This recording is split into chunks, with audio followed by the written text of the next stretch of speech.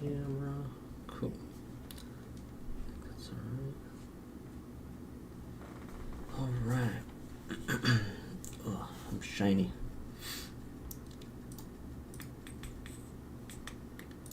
What's going on, everybody? Hope y'all are doing good so far.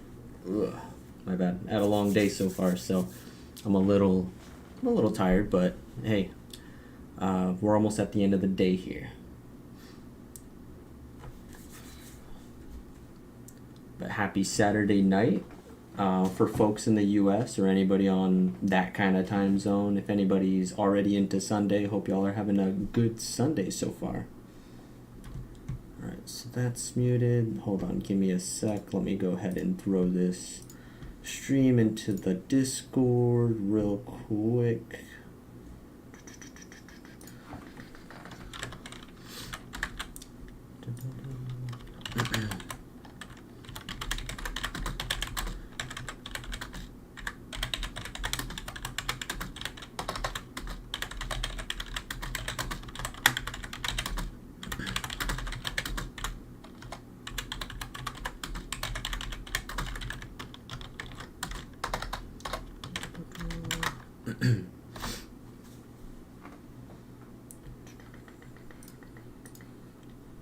Alright. Sweet. So things look good so far. Let me know if you guys can hear me. I hope y'all, whoever's in here, can hear me. I see there's one person in here so far, but yeah, let me know if everything sounds good. If you guys can see everything okay. At least on my side. Things look alright so far. And you guys can see the screen. You guys can see me. I'm hoping audio's okay. Seemingly okay. If it's a little too loud or a little too low, let me know. But yeah, we're gonna kick things off in just a second. Start the read through here for volume 11. Much anticipated volume 11. Everybody that I've talked to about it in some fashion, at least sparingly, because I don't want to be spoiled of anything on it. Everybody's been telling me good things. Everybody's been telling me that they kind of like freaked out at some stuff that happened in it, like it's crazy, or the ending's crazy, and that's something that I've read, or at least that was something that I was seeing a long time ago too, when this first came out in the Japanese volume. But yeah, I'm excited to see what's going on with it. I remember when I read the synopsis of it, it seemed kind of crazy with like some poltergeist activity potentially, but yeah, we'll see if that comes to fruition and things are a little bit on the wacky side or a little scary or something like that. Cool. All right. Well, let me go ahead and get started. Let me move some things around. Sorry, my desk is kind of crowded, so I'm like trying to shuffle some things around so it's not so crowded. Okay. Cool. Let me hear it really quick.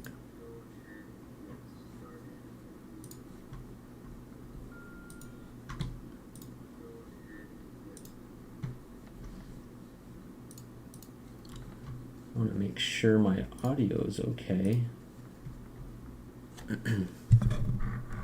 Hope it's okay. Again, let me know if I sound okay, if my audio is too loud or if it's too low or anything. But yeah, we're going to hop into volume 11.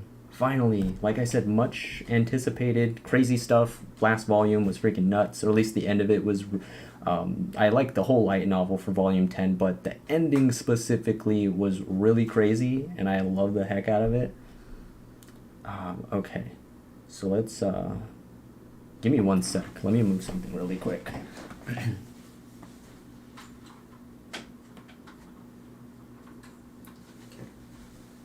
I don't know if I was too shiny for a second. My bad. Alright. So, Nightingale, finally.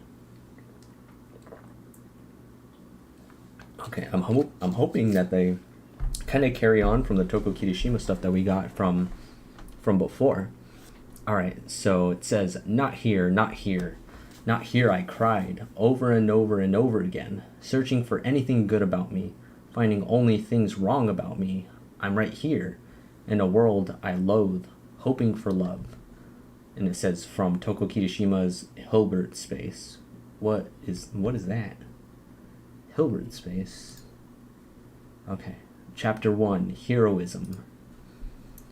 Okay, so Chapter 1. Sakata Asasagawa was meeting friends outside the gates of Katase Enoshima Station. It was the last Sunday in October, the 30th, and the time was just before noon. The sky above was beautifully clear and sunlight warm. Perfect day for an outing. The recently remodeled station elegantly welcomed throngs of tourists to the ocean's depths. A striking arched gate, elaborate decorations, and tanks of jellyfish supplied by the new Enoshima Aquarium. These fixtures made it seem even more like the fabled Dragon Palace. Next to Sakata, Yunma Kunimi was muttering, "This place sure has changed." Sakata thought Yunma had changed far more dramatically. Yeah, so this is the first time that we're seeing some sort, or not seeing, but reading about some sort of interaction with Kunimi being present with us, which is pretty cool. We haven't seen him at all since I believe the last, I think, volume 7 potentially, or something like that, because in volume 8 I don't believe he was in there. He might have been, but I don't think so. I think at that point he might have already been in like firefighter training or something like that, or something along those lines, or maybe he wasn't at that point. Maybe that was volume 9, but I know that in volume 10 we didn't get any much of him at all. He wasn't present there, but we heard mutterings about him. But yeah, let me get back on track. So back from 6 months of firefighter training, Yunma had noticeably bulked up even when he was fully dressed. It was clear how ripped those arms and chest were. He'd cut his hair short, and even his face in profile looked way more grown up than the last time they'd met. Was that what happened once you entered the workforce? Firefighters saved lives, and maybe that responsibility fostered a newfound maturity. You gotta be in shape to be able to do stuff like that. You know how much like that stuff weighs that they're carrying around, their uniforms, having to run and stuff like that, like in the conditions that they train for. That's nuts. Like I could only imagine the kind of training that they do go for or go through to be able to be conditioned and considered, eligible to be a firefighter like that. That's nuts. All right, so Kunimi, Sakata said, his tone the same as it had been in every one of their high school conversations. Yunma glanced his way. Do you like miniskirt Santas? I wouldn't say that. He didn't even sound curious. His eyes went right back to the station building. Then do you love them? Absolutely, Yunma nodded for emphasis. I love that. That's such a good callback to the very early, I think like episode 1 even, of the Rascal Does Not Dream anime, when he asked them the same question just about bunny girls at that point. Okay. So he might look like he'd grown up, but he was still willing to play along with the dumbest jokes. If an attractive miniskirt Santa came strolling along here, what would you do? I'd do a double take. Same. Then stare real hard. Same thing. Like almost like word for word. Same thing, like their interaction back then. Okay, the banter came as naturally as breathing, and they both laughed until a new voice interrupted. How long is this degeneracy gonna last? Bet you it's Futaba. Sakata and Yunma both spun around, the last to arrive. Yup, it's Ryo Futaba, looking thoroughly disgusted. She wore a loose... Oh, my bad, my phone's over here on the side. Let me put that on silent real quick before I continue. Just to make sure it's not all messing with stuff. Okay, sweet. Alright, so she wore a loose-fitting, a basic tunic, and slacks that stopped just above her ankles. On her feet were a pair of casual short boots, which must have had rather thick soles. She seemed taller than usual. Lately, she'd been wearing contacts, but today she was back to her glasses. Ah, yeah, so that makes sense why. Back in volume 10, she had no glasses on, and I was like, oh, she looks a little different than before, a little more mature and everything, maybe a little taller, whatever, but yeah, it was probably the glasses being gone. That was like the big thing. Okay, but why did you show up behind them instead of coming through the station gates? Before Sakata could ask, she shrugged. I got here early, so I walked around a bit. It's been too long, Futaba. Same, Kunimi. Let's catch up once we sit down. The shop will be packed by noon, Sakata said. They headed toward the water. Sakata, Futaba, you both changed a lot since we last saw each other. Yunma glanced from one to the other over his boiled whitebait bowl. They were at a popular seafood restaurant by the tourism center, a 5-minute walk from Katase Enoshima Station. If you caught green light on Route 134 or 134, only 2 or 3 minutes. They'd arrived before noon, but found it already teeming with customers. A glance around suggested the crowd was mostly tourists here to see Enoshima. Many were grabbing a bite before they crossed the bridge, or otherwise taking a break on the way back. How have I changed? Sakata asked. He didn't think he had. The only obvious difference was that he'd graduated and was no longer in Minagahara High or a Minagahara High uniform. You're the one who's become a whole new person, Kunimi, Rio said. She was sitting next to him, eating the staff special, a bowl of rice topped with namero, seasoned minced fish. This came covered in a large sheet of seaweed, which made it possible to roll your own sushi. You could then pour the soup over the leftovers, what does that say? Ochasuke style. The dish offered different flavors and textures as the meal progressed, which made it a popular choice. How have I changed? Yunma asked, just as confused as Sakata. Maybe humans aren't conscious of their own transformations. You see yourself every day, but never notice the little things adding up. Your hair, your face, your build, they're all different now, Rio said. I guess, Yunma said, sounding like he understood what she meant, but also didn't. How's the firefighter life treating you? Sakata, hold on. Give me 1 second, my bad.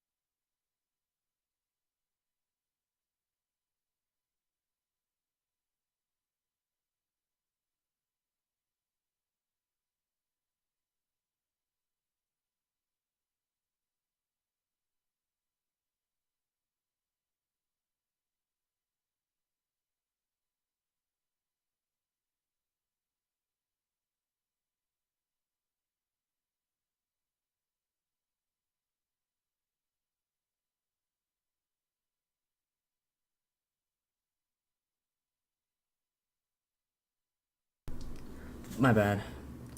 Okay, I'm back. Sweet. Alright, so where did I leave off? I left off when they were describing food, I think. That's like the one big giveaway from it. Hold on, let me take a drink.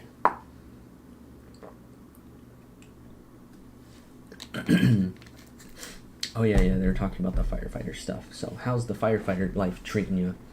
Sakata was aware that firefighters existed and had an idea where the local fire stations were, but he was surprisingly fuzzy on what their actual job entailed. We alternate 24-hour shifts with off-duty days. Like this week, I started yesterday morning and was at the station until the same time this morning. Then the next squad came to relieve us, and now I've got the whole day off tomorrow. Tomorrow morning, I'll be back at work taking over for them. Ooh. And on the clock until the next morning. Yep. That sounded pretty rough, but Yunma didn't seem to think it was a big deal. If he was struggling, it didn't show. So you came straight here after working all night? Aren't you tired? We take turns napping. In uniform so we can roll out at a moment's notice. Makes sense. Huh, but I guess if you're alternating like that, you get a good amount of time off. That's what it seemed like to Sakata, considering that half the time would be spent outside of work. Yeah, I could see how he got that. It's like, you know, you get 1 day of work, next day off, 1 day of work, next day off, kind of like that, like back and forth, back and forth. But, I don't know, it's probably a lot more intense than what it sounds like. But off-duty doesn't mean it... Oh, okay, yeah, they're going into it right now. But off-duty doesn't mean a day off, Rio pointed out. Futaba's right. If I get the call, I've got to head straight in. And since I'll be on a long shift again tomorrow, I'm supposed to rest up, so I'm good and ready. Resting is part of the job then. Dang. You definitely wouldn't want firefighters partying so hard they couldn't do their jobs. Basically, yeah. It was a fairly unusual career, quite different from the relaxing college life. You're all professional and shit. That's right, I've got a real job. Pay so good I can order a rice bowl and karage. Wait, hold on, who said that? Okay, so he said resting, Futaba's right. If I get the call, I gotta go in. Okay, supposed to be good and ready, and I'm supposed to be good and ready. Okay, resting is part of the job then. That was Sakata, I'm assuming. You definitely wouldn't want firefighters partying so hard they couldn't do their jobs. Basically, yeah. It was a fairly unusual career, quite different from the relaxing college life. You're all professional and shit. So I think that's Yunma. That's right, I've got a real job. Pay so good I can order a rice bowl and karage. Who said that? I'm still wondering, like, is that... I'm assuming that's Sakata, maybe? Or Rio Futaba, I don't know. For emphasis, Yunma, I don't know, maybe Sakata, because I don't know if Futaba would be that. I don't know. Say something like that. For emphasis, Yunma grabbed a piece of chicken off the plate and tossed it in his mouth. He seemed to be savoring every bite. By high school income standards, that was the height of luxury. They would have never even considered meeting at a restaurant this pricey back then. What is that?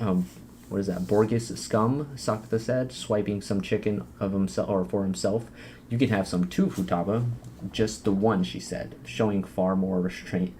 She even went out of her way to pick the smallest piece. Was that because Yunma had paid for it, or because she didn't want the calories? Probably both. Rio glared at him like she'd read his mind. He hadn't said a word. How's college then? Yunma asked. Blast and a half? This freed Sakata from her glare. It's alright. Most days nothing really happens. I think you're legally required to enjoy it, Asasagawa, since Sakurajima's there. Nah, we have different majors. We really only see each other at lunch. And since Mai was famous nationwide, she was very busy and often not attending classes at all. What? That's weird. Are you really, like, allowed to do that, I guess? Like, missing classes a lot in university? That doesn't seem... I don't know, that sounds kind of odd. Like, you'd think that they would get in trouble for that, right? But, I don't know, maybe they make exceptions or something like that for her, or maybe she could do it online or whatever. I don't know. That makes sense. You any better? Yunma glanced at Rio. She thought for a moment, doing all right. She used the same phrase Sakata had gone with. I thought college was all about joining clubs and going wild at mixers. That was a pretty biased impression, but some people certainly were doing that. He knew students who were very focused on their social lives. They acted like a person's value was determined by the number of mixers they had been to and the number of phone numbers they had amassed. Maybe other people, but not me. Sakata hadn't joined a club or gone to any of those mixer things. No one's even invited me. Your fault for dating the cutest girl in the world, Rio said. This was true. Everyone around knew Sakata and Mai were a thing, so no one was about to invite them to singles parties. But how are you faring, Futaba? Been to any? At the very least, she'd yet to mention anything like that. Of course not, she said with a snort at the same time. It sounded like she meant that in a self-deprecating way. It wouldn't be the end of the world if you did, you know. Rio's self-esteem was perpetually a little low. Sakata had no doubt that if they ran a straw poll, the customers in this restaurant, a solid 80% would deem her attractive. Definitely, for sure. Yeah, that's what I was going to say too. Like, I don't know if she's she's looking around or anything like that. I'm sure she's probably focused on her career, but I don't know. That was a good question to ask, I guess, if she's interested or looking around, like dating anybody or something like that at some point. Okay. But Rio's self-esteem was perpetually a little low. Sakata had no doubt that if they ran a straw poll of the customers in this restaurant, a solid 80% would deem her attractive for a good reason. Since starting college, she'd begun wearing natural makeup and bringing out her hidden charms. Rio insisted this was just his imagination. But you have been invited, Yunma said, swallowing the last of his white bait. He hadn't missed that there was more to her denial than first met the eye. Well, yes, she admitted reluctantly. First I've heard of it, Sakata said. Why would I tell you? We're friends. I had a cram school shift that day, and you used that as an excuse to get out of it. Sakata deliberately spelled it out, which earned him another baleful glare.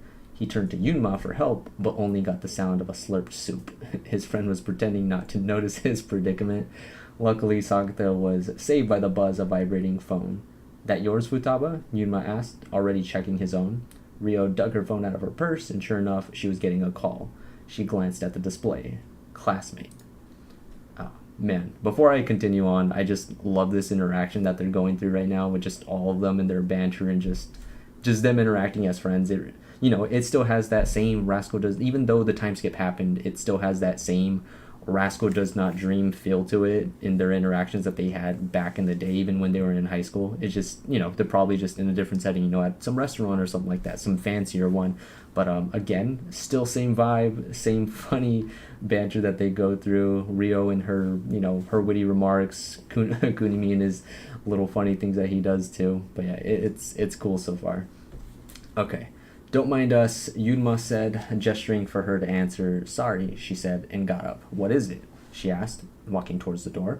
Looks like Futaba is a proper college kid after all, Yunma said, looking pleased. Anyone calling Rio was good news. Well, she is a college student. Fair.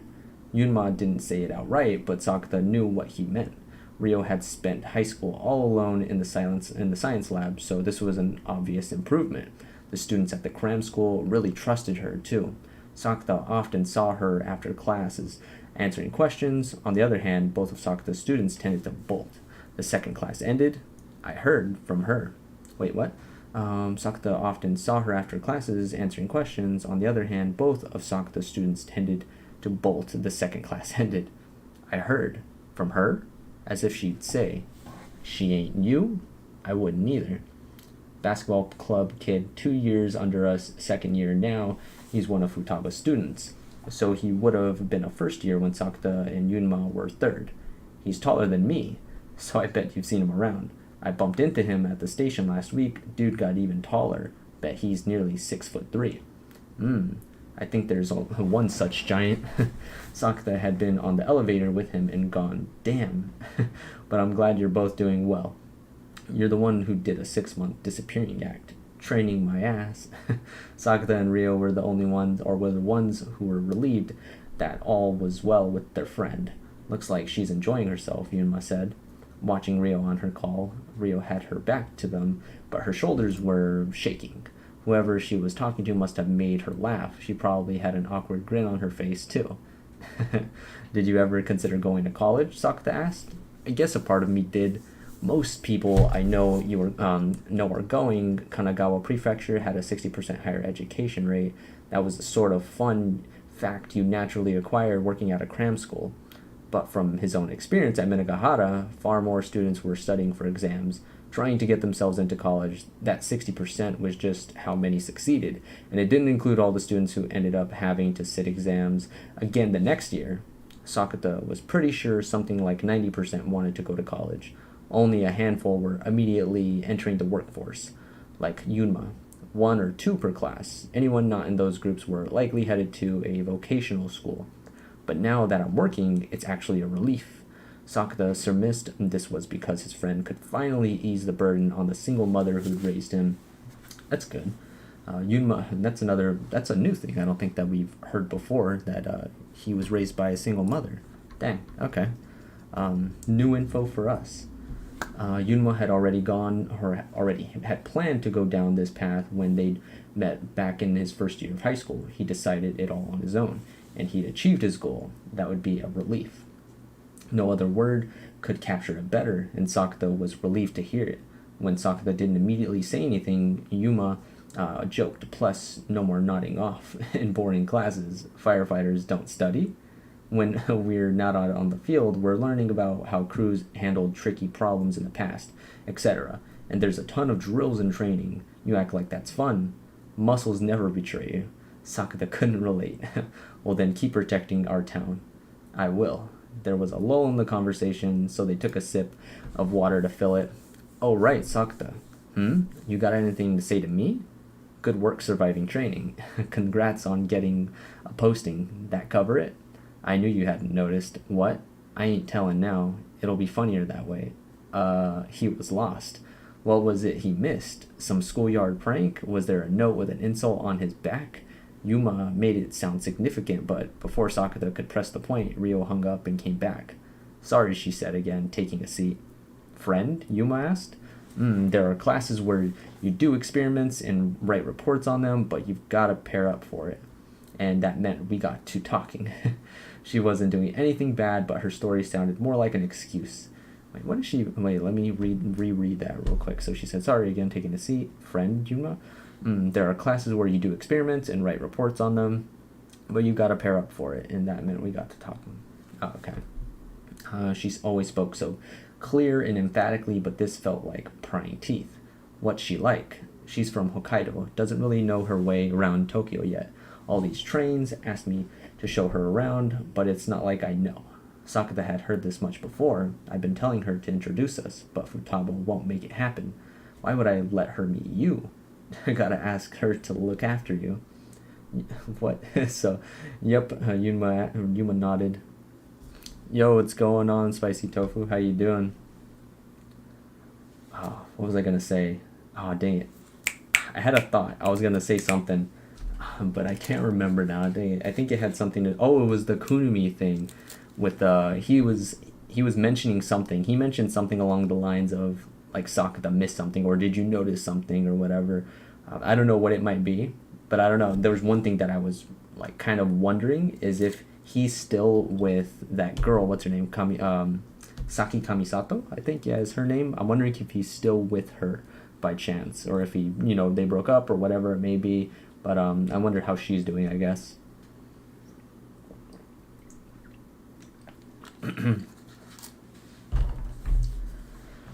Okay, so let's go. Why would I let her meet you? You gotta ask her to look after you.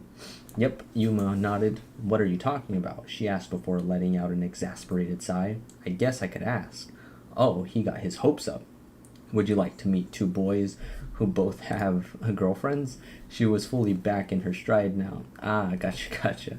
Okay, so that confirmed what I was wondering right now, that Saki Kamisato is still with Kunimi, since, she said that they both have girlfriends. Okay, so she was, or maybe, I don't know. I mean, it's not confirmed it's Saki, but I'm assuming it is Saki. You're never letting... she was back in her full stride now. You're never letting us meet, huh? You two would definitely put ideas in her head. Excuse me. There's a line outside. We should get going, she said, and she took out her wallet. 10 minutes later, they were walking along the Katase East Side beach. They hadn't made further plans, and none of them had specifically suggested heading to the shore. They'd just eaten their fill, started walking, and wound up here. During swimming season, beaches in sight of Enoshima would be covered in people in seaside stalls. But with fall settling in, all that hubbub was forgotten, and people were few and far between. Young couples strolled hand in hand along the surf. Married couples were walking their dogs. College crowds sat on the steps between the sand and the street, talking. The coast curved gently like a crescent moon. Today was the spring tide, and the sand went all the way to the Enoshima itself. They walked across lands usually below sea level toward the island opposite. A pair of college girls heading the same way were chatting. Crazy, we can walk to Enoshima. It's not an island anymore. It's part of the mainland. They were competing to see who could upload the best photo. Electronic shutter sounds filled the autumn air. Let me take one, Yuma said, hoisting his phone. He stuck his arm all the way out so Sakata and Ryo could fit in the shot. He took several pictures. Let's call it Arrival at Enoshima, he said as he showed them the best result. We've been there before, but always crossing up above. Oh, so this is probably the picture that they have where, Kunimi's taking a picture of Sakata, him, and Ryo Futaba. Let's see if it is. Oh, no, dang it. I thought that it was going to be the next page. Dang it. Okay. It was fun seeing the Benton Bridge from below. Sakata had never realized it walking across, but from down here, it was really massive, or a really massive structure. Obviously, it was well over 400 yards long. We got too slow, and the waters rolled back, Ryo warned as she began walking to the beach. She had a point. It did seem like the water was getting closer. The tides were really a fascinating phenomenon. The line between the ocean and the land would change by dozens of yards, hundreds. He and Yunma followed Ryo across the wet sands. They chatted about what they'd been up to, trading stories from high school, laughing and clapping at the dredged up memories, allowing themselves to wander on meaningless tangents. The smell of the sea washed over them. The three of them basked in the familiar glow even as Benton Bridge loomed over their return. They whiled away the time like this, with no real goal in mind. Before they knew it, it was past 2. You said you had work at 3? Yep. Sakata's and Ryo's answers overlapped. They both had private lessons scheduled at the cram school. And you're off duty, Kunimi? You should go home and get some real rest. With flawless timing, Yunma yawned. I'm definitely not used to these long shifts yet. he admitted, always pretty sleepy after one ends. He yawned again and flashed a sheepish grin. They headed back to the station they'd met up at and boarded a train. Yo, what's going on, Vic? How you doing? Hope you're doing good. We started the reading not too long ago. We're not like super deep into it, but yeah, we're getting there. But yeah, how's the night going? All right. They rode 3 stops to Fujisawa Station. This was Yunma's stop, and the cram school where Sakata and Ryo worked was certainly close enough to classify as by the station. A few minutes walk at most. Outside the gates, they said goodbye and waved Yunma off. They watched him mingle with the crowds. He was soon out of sight. Firefighting sounds hard. He's built for it, though. You definitely aren't. With that remark, Ryo started walking to the north side of the station where the cram school was. Sakata kept pace. It's my dream to become Santa Claus, he said. See, this is why you started having visions of miniskirt Santas. I wish that's all it was. That would be preferable, vastly. But the miniskirt Santa he'd met that Monday had been far too real. Only you could see her, right? That was true. But the words she'd said stuck in his ears. He remembered the timbre of her voice, felt her breath on him. She had been there with him. She was sure of it, or he was sure of it. He'd called Ryo that day and told her about it. This was why she'd brought it up just now. What do you think that was? He asked. He'd still only seen her the once. If she called herself Toko Kirishima, then she probably is. Ryo clearly just couldn't be bothered. Take this seriously, Futaba. It's closest to Sakurajima's case. Wait, it's closest to Sakurajima's case.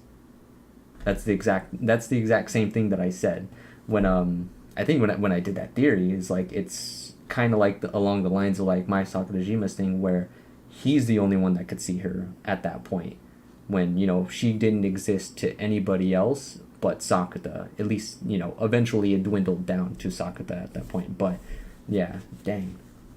But I wonder what happened with it. I'm assuming it was a real thing. Ryo Futaba was making it seem like, I don't know, Sakata's full of shit maybe, and he might have just dreamed it or something like that. But it was a real thing, and it most likely happened because it was right after the whole goodbye thing with Uzuki Hirokawa. So yeah, it was real, or at least to Sakata, I guess. But we'll find out more.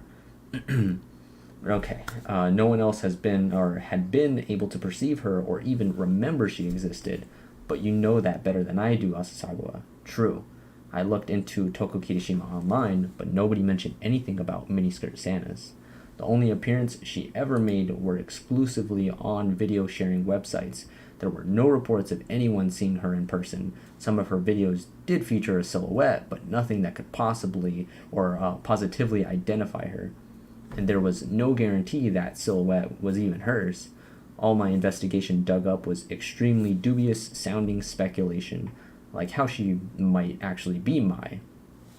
Yeah, Takumi Fukuyama, a friend of his at college, had told him the Mai Sakurajima thing, or she's an AI.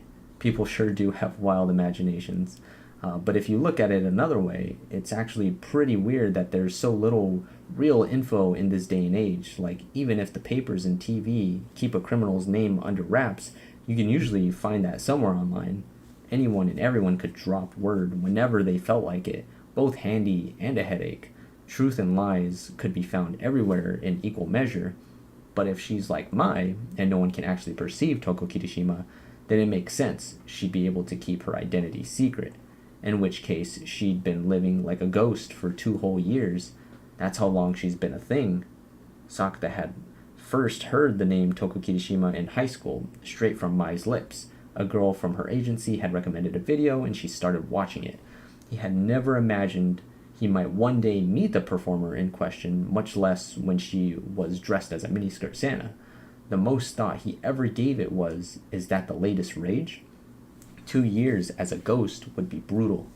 Sakata had learned firsthand what being imperceptible was like. Everyone walking right past him, no one responding when he spoke, ignoring his touch. Yeah, it'd be tough, I'm sure, because, they're saying, like, it'd be hard, but, Mai Sakurajima dealt with it for, I can't even remember how long she dealt with it. Maybe like a week or I don't even know. How long was it? Like a couple of days or not even a day or something like that? Because I think it was like not even I mean, it was the process of it dwindling down, like less and less people acknowledging her or knowing of her existence happened probably like over a couple of days or so. But the fact that no one was able to perceive her existence like at all, I think that only lasted like less than a day because she put Sakata to sleep by giving him that like little sleeping stuff or whatever. He woke up, went to go take his test, and then he realized, that she existed and stuff and like remembered her like that day, that next day. So it wasn't that long that she wasn't remembered by anybody at all. But yeah, she's gone apparently, potentially 2 years of nobody knowing that she exists. So if that's the truth, then that's crazy. I'm sure that's rough. I don't know if she likes it or if she doesn't. I don't know. We don't know who she is. So that'd be wild. All right. Okay. So only a few hours of this had nearly driven him around the bend. 2 whole years of that, just the thought made him shudder. Exactly what I was saying. But there was a big difference from Mai's and Sakata's cases. Tokushi Kirishima did exist, online at least. People had not forgotten her and could still perceive her work. Perhaps that had made all the difference. Maybe that makes it a little easier for her, I guess, or something. Why is it that you want the miniskirt Santa to be real? I'd rather she stay a complete and total stranger. That was ideal. No connection to him, no further contact, no disruptions to his life. He'd much rather go on living like nothing was happening. Unfortunately, he had already met her, a miniskirt Santa, calling herself Toko Kirishima, and the worst part was what she said to him. Sakata had met the miniskirt Santa, Toko Kirishima, 6 days ago. Dang, it's almost a week. Monday, October 24th. His college campus, before first period even began, between the rows of ginkgo trees, students streamed down the path to class. He'd just seen Uzuki Hirokawa off after her surprise early graduation. Ah, such a shame, and after I let her read the room, a certain girl said, appearing next to him. She was dressed as a miniskirt Santa, her long lashes fluttered. She saw him staring and turned to him.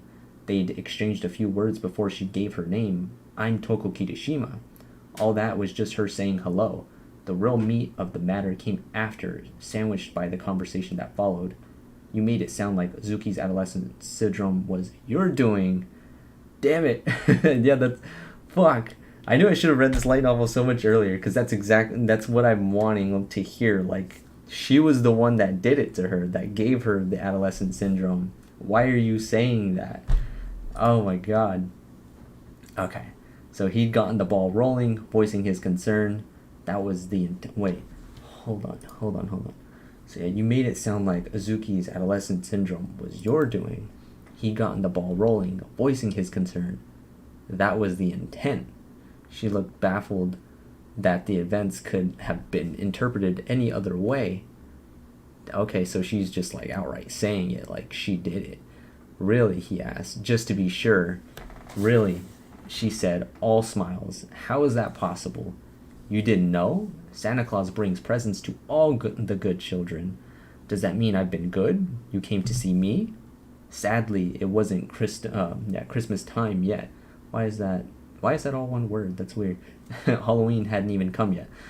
You've got your eyes peeled, trying to figure out who Santa really is. You might just be a bad boy.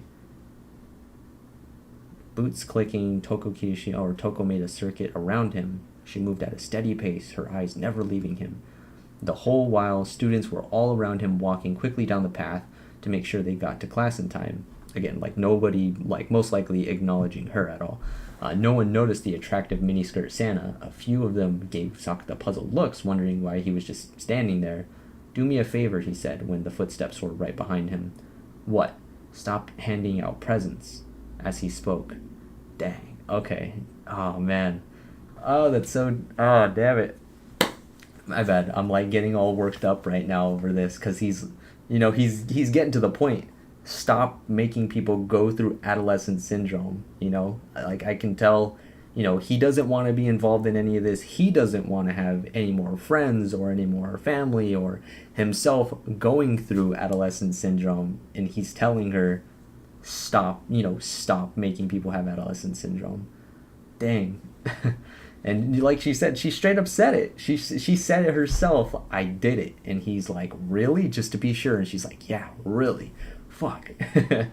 Oh man, that's been what I've been wanting to hear and like wanting to find out more and more about. And if she's saying it this early, like in this light novel, then I could only imagine what even happens in volume 13 where she's like the focus of that light novel. That's gonna be nuts, man. Like I want to read that so bad. Damn. Okay, I gotta keep going. I'm getting like way off on a tangent right now or I mean I don't know. It's relevant. It's relevant to what's going on. As he spoke, she came into view on his left. She kept moving until she was right in front of him. Then she turned to face him. Okay, she said. That easy? He hadn't expected her to agree. I mean, I'm already out of presents. Toko held up her white sack. It was clearly empty. Nothing left inside. How many were in that? 5, 10, or more than that? This many, she said, holding up an index finger and pointing it at him. 1. Hardly, she said with a laugh, like he had to be joking. 10? Bzzzt, wrong.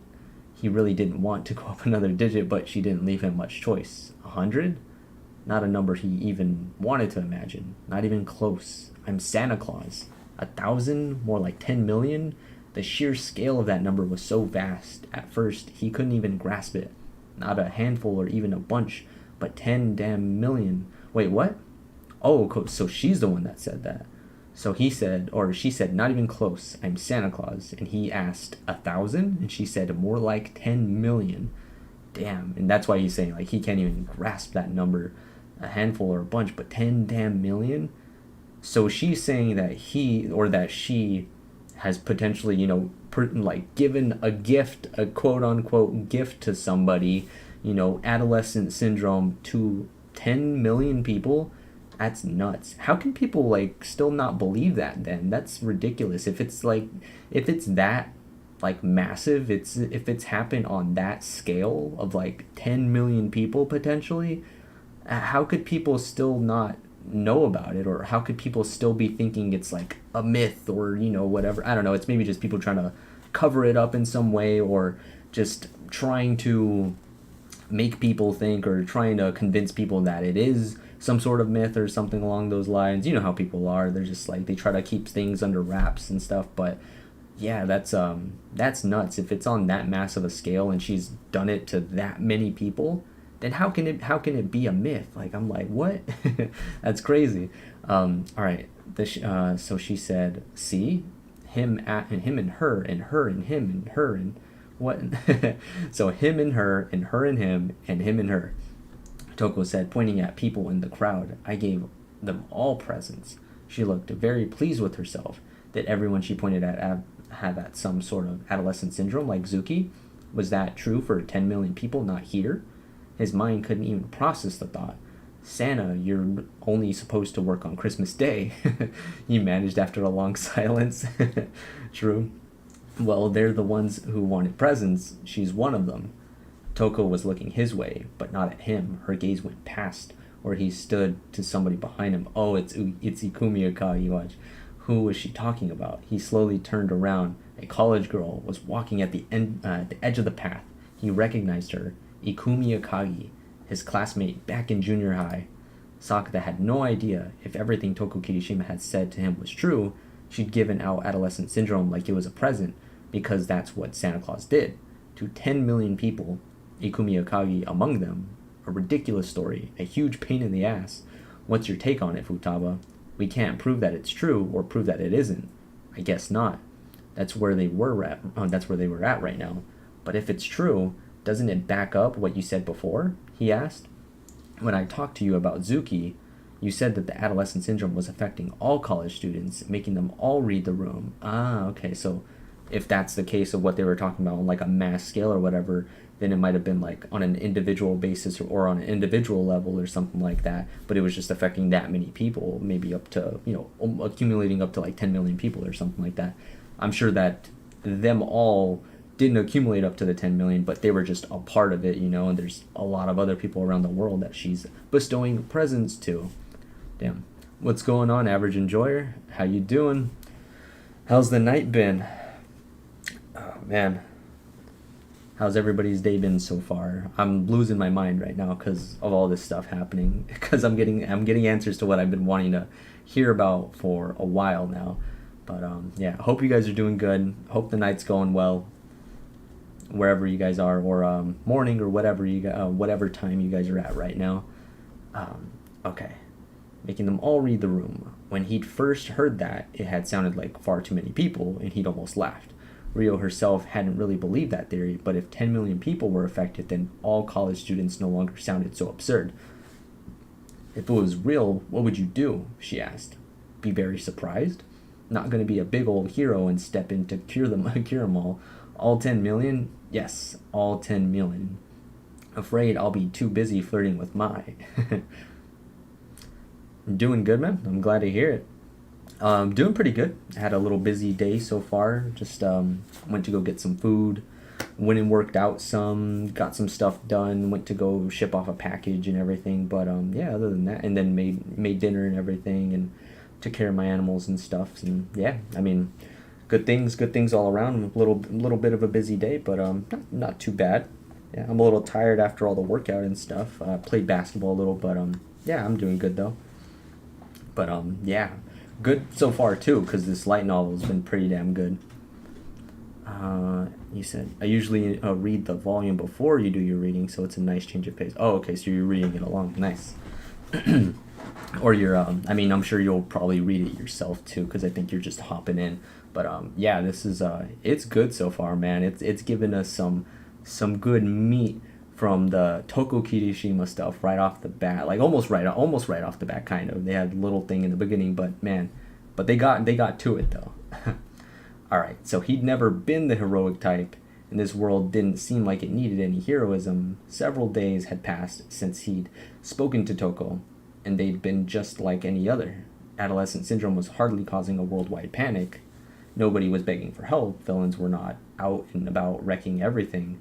Even if superheroes did exist, they would have closed up shop. You say that, but you are worried about her, right? Ikumi Akagi, was it? Less worried and more, it's just been bugging me this whole time. Rio looked at him, waiting. The day of the entrance ceremony, why'd she call out to me? Was it possible she actually had something to say? You're Asasagawa, right? Akagi. Yeah, been a while.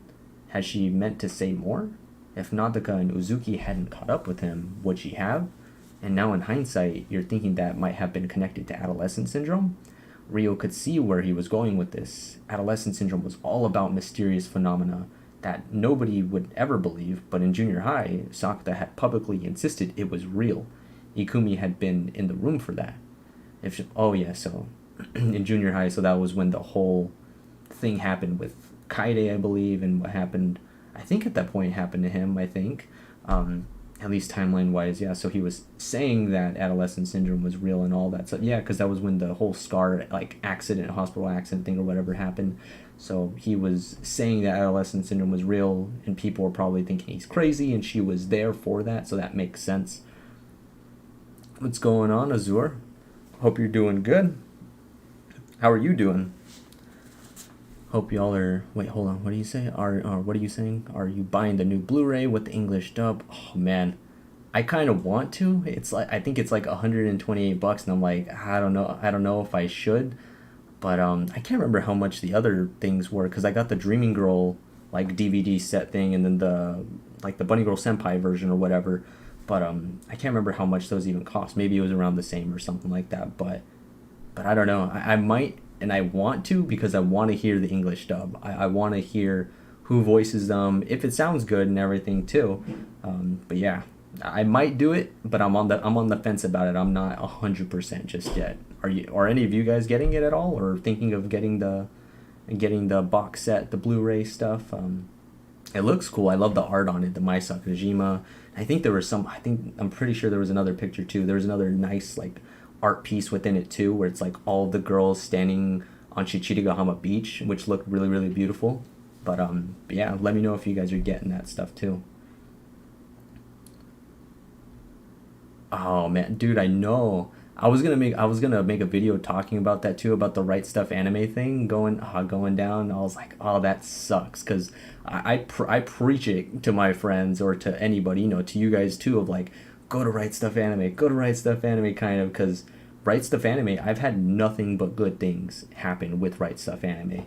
The shipping is always early. I always get my stuff like a week or even, a couple of days early. I never get my stuff late. It's always so neat and like packed really nicely and stuff, so it's not damaged. It's always like really pristine and everything. And yeah, they have a good selection. They have good sales and stuff, and now they're going under Crunchyroll, and my dreams are shattering just in front of my eyes. I'm like, this sucks. Crunchyroll's gonna make it a bummer, because when I buy stuff from Crunchyroll, it's always a delayed thing. It's always a thing where I'm like, oh, this is gonna get delayed, or this is gonna come late, and it's gonna, I'm expecting it to come at a certain time that it's telling me it's gonna come, and then it never happens. I'm like, oh yeah, it's gonna come like 2 weeks late, or it's gonna come like a month later, or whatever, or it's gonna tell me that it's pushed out, but it's not gonna tell me a date, and I just gotta wait for them to give me whatever date that they decide to give me on when I'm gonna get something. And yeah, it's just that's why I don't even buy stuff on Crunchyroll anymore. But I'm hoping it's not like that, but who knows? It's only time will tell. But it's Crunchyroll. They might end up being like that still, but yeah, it sucks, man. Yeah, I'm sure that put a bummer on that too. I'm hoping maybe I can get it on some other site, maybe Amazon, but I'm sure on Amazon's always tricky. Amazon's like, you buy something and you could get it in a nice condition, or you can get it and it has like dents all over it or something, and it's just damaged. And I'm like, this sucks. But I don't know. We'll see what happens with that. That's a good point though that you made. Like, where would I even get it from if I do decide to buy it? Because it doesn't come out for another couple of months, when that change will have already happened with Right Stuff, the shutdown and everything. But yeah, man. Yeah, that's a good thing. I gotta think about that. If I do decide to get it, where am I getting it from? But yeah, I'm glad you're doing I'm glad you're doing good, seemingly, other than the Right Stuff anime shutdown stuff. But cool. All right, I lost my point, or I lost my spot. Sorry. Okay. Where were we? Okay, I think it was right here, kind of. So had she meant to say more? Oh no, wait. It was Rio could see where he was going with this. Adolescent syndrome was all about mysterious phenomena that nobody would ever believe, but in junior high, Sakata had publicly insisted it was real. Ikumi had been in the room for that. If she was mixed up in something strange and in trouble, if she tried to turn to him for help, that idea wasn't so far-fetched. Who else would believe her? If she was affected, Ikumi knew just how rare that was. I'm probably overthinking it. Almost definitely, Rio said. If I was her, you're the last person I'd go to. Why? She didn't help you, but now she's got the nerve to ask you for help? Oh, well, if she can still make those kinds of distinctions, it can't be that bad. Sorry if you guys can hear the loud truck that just passed by right now. But yeah, that makes sense.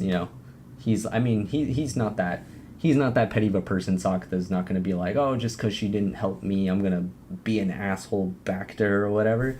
I'm pretty sure he's going to be like, if she genuinely needs help, I'm going to help her, because, he's a good person at the end of the day. And, it kind of sucks that it went the other way, where she didn't help him in his situation where he needed support and stuff back then, but now she might need help from him at that point. Yeah, I'm sure that she's grown and everything, and she probably regrets not helping him at that point, because now she's going through something. Okay. So, oh well, if she still can make those kinds of distinctions, it can't be that bad. I think it's more of a point of pride. Sakata got that, and she knew that he did, but she said it anyway, for emphasis. What's she been like since? Akagi? Haven't seen her since I met the miniskirt Santa. Ikumi was probably attending classes, but she was in the nursing school, so their paths didn't cross often. They barely even saw each other around campus. He'd fully intended to make contact, but the opportunity had yet to arise.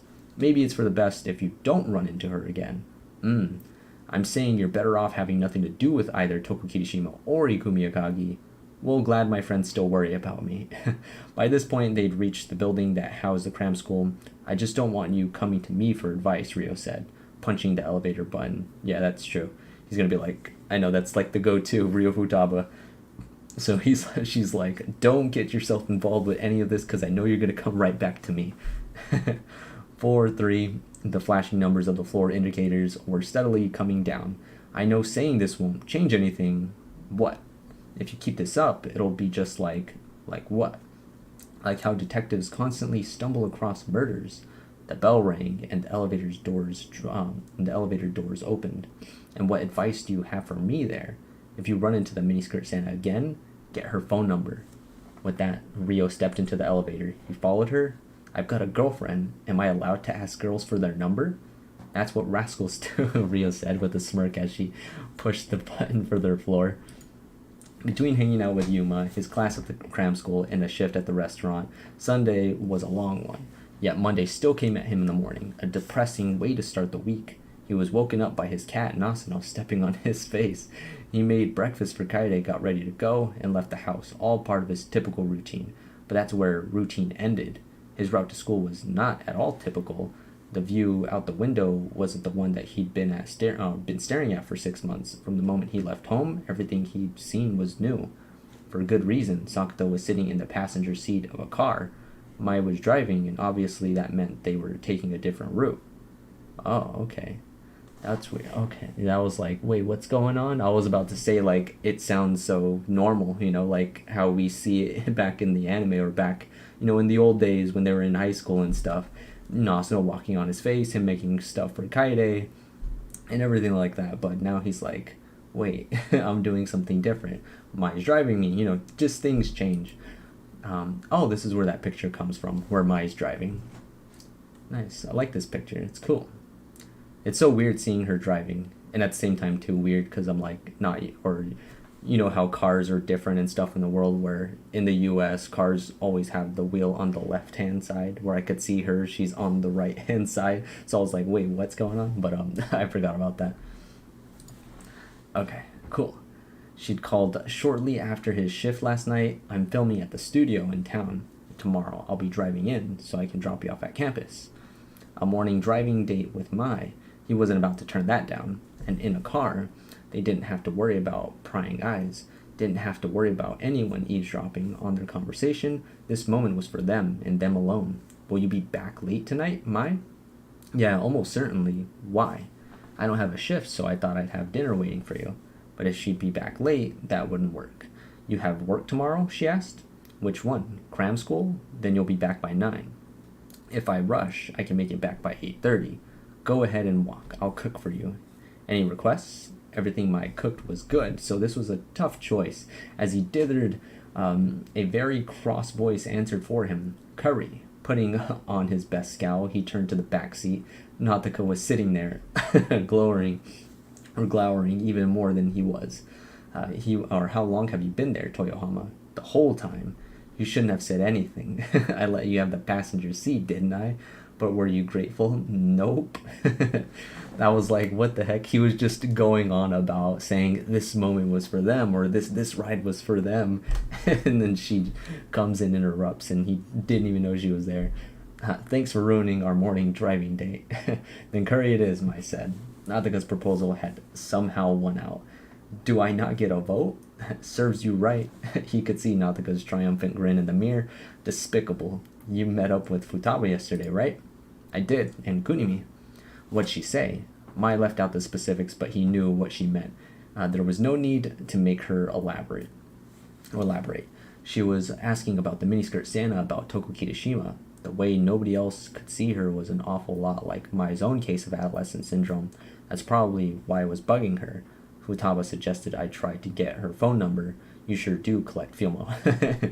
You sure do collect female friends. Mai's words were barbed. But you're the only one I love.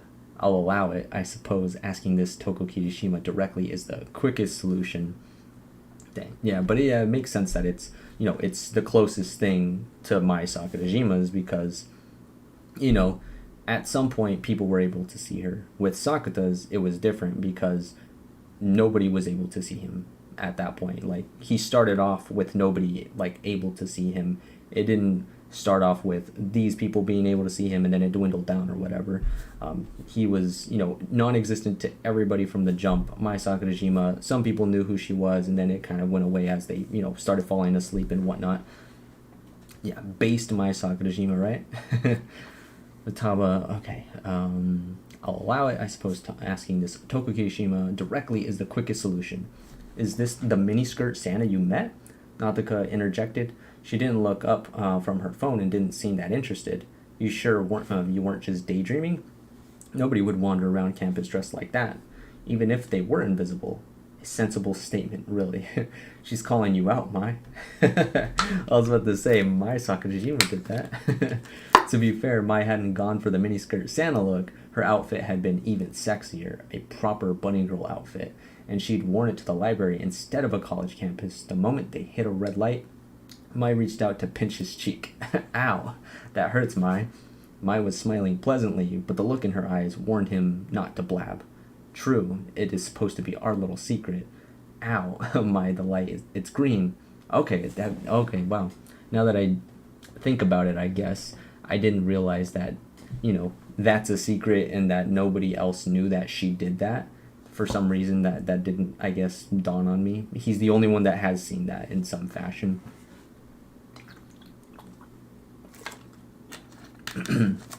My bad, I need to take a little drink. My throat's getting a little scratchy. Okay. Alright, the car in front pulled out, so Mai let go of him. She stepped on the gas and eased forward. Oh, Toyohama, Sakuta said, rubbing his cheek. What, did Hirokawa ever meet Toku Kirishima? Uzuki's popularity wave had been kicked off by the commercial for wireless earphones that used a Toku Kirishima song. Uzuki had done an a cappella cover of it that got everyone talking, and if she'd been given adolescent syndrome as a present, they might have met. She said she wanted to say hi, but never got the chance. Huh? The label that approved the song licensing said they'd do everything through email. That was the end of that. No way in or out. Any questions he had would have to wait until he ran into her again, if that happened at all. I guess you'll have to talk to that girl from your junior high.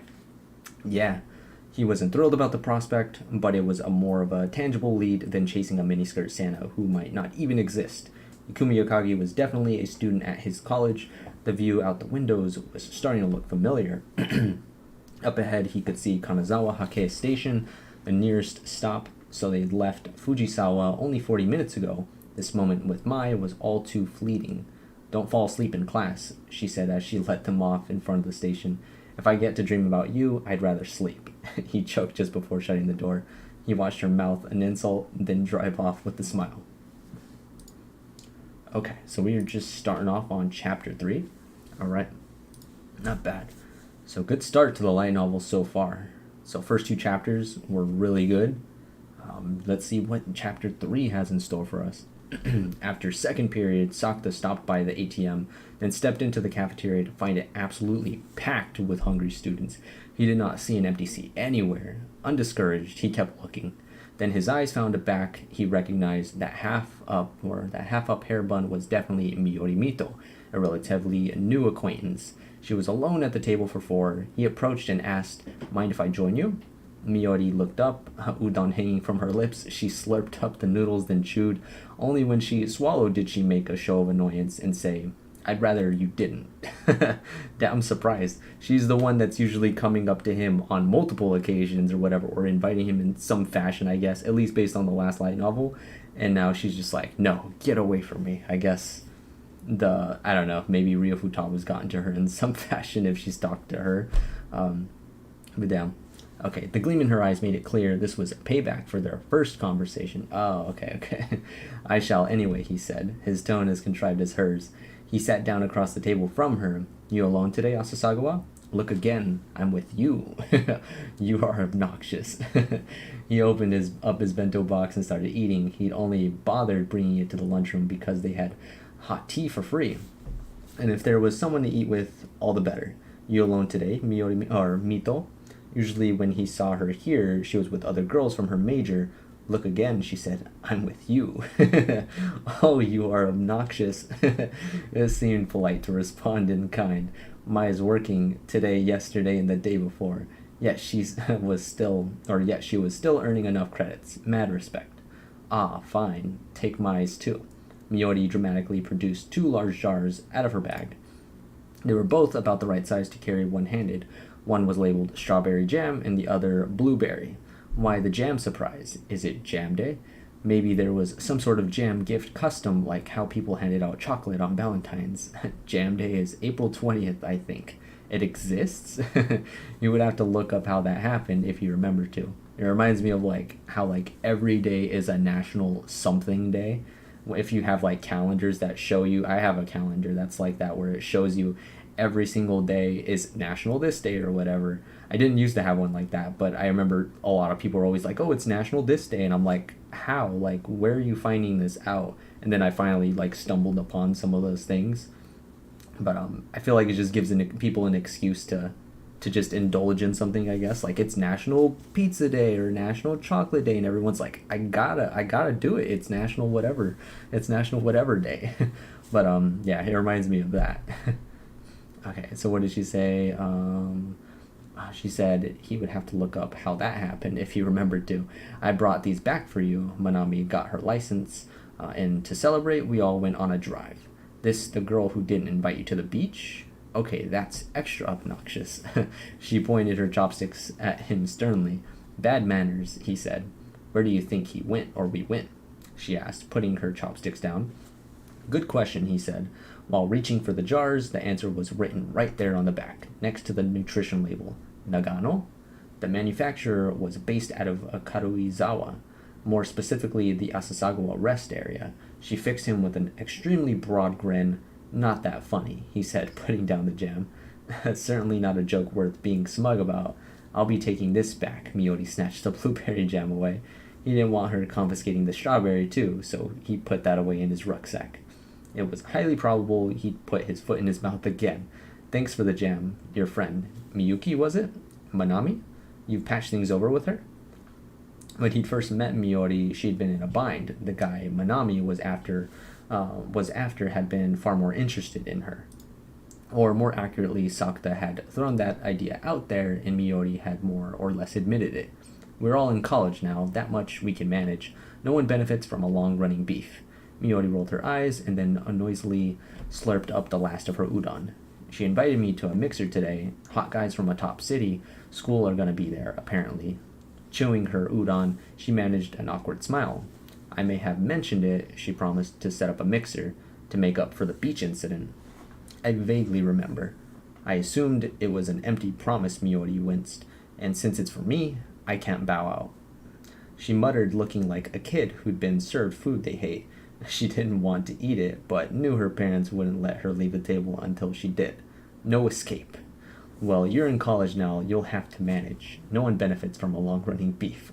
Oh, you are annoying. After a word, God damn it, I love the banter in this freaking series. It's so funny. They always just give each other shit. Back and forth. Like the same type of shit they were just giving the other person. Or the way that they were, this person will rebuttal in the same way that that person was giving them crap for. After her words were turned against her, Miyori leaned back in her chair, disgruntled. She pursed her lips and glared up at him through her lashes. When he just kept on eating, she grumbled, annoying again. This was weirdly charming, and he couldn't help but approve. She wasn't trying to be cute, but that's just how her every gesture and mannerism came off. The way she followed the latest makeup trends, and dressed nice, but not flashy. He was pretty sure Miyori did that all for herself because she liked it. She wanted to. That's why it didn't feel phony, and the men around her were drawn to that, which was why they kept glancing her way. Since he'd been first met her, she'd act the same way with everyone, while other girls were more initially guarded, and men misread that more often than not, assuming they had a shot with her. And once they started nursing that faint hope, they stopped paying attention to any other signals. So many never realized that they'd never grown any closer than they'd started out. Sakata was a potential friend, and that suited him just fine. He enjoyed bumping into her on campus and chatting now and again. Having friends like that wasn't bad at all. But his chain of thought was interrupted by a friendly voice. Oh, there you are, Asasagawa. Ikumi Fukuyama had appeared, bearing the cafeteria signature rice bowl. He was in the same major as Sakata, which was how they'd gotten to know each other. And Mito? Takumi yelped. Excuse me, he'd only just gotten a clear view of her. She said he took a seat next to Sakata, Takumi Fukuyama, first year statistical science major, same as Asasagawa here.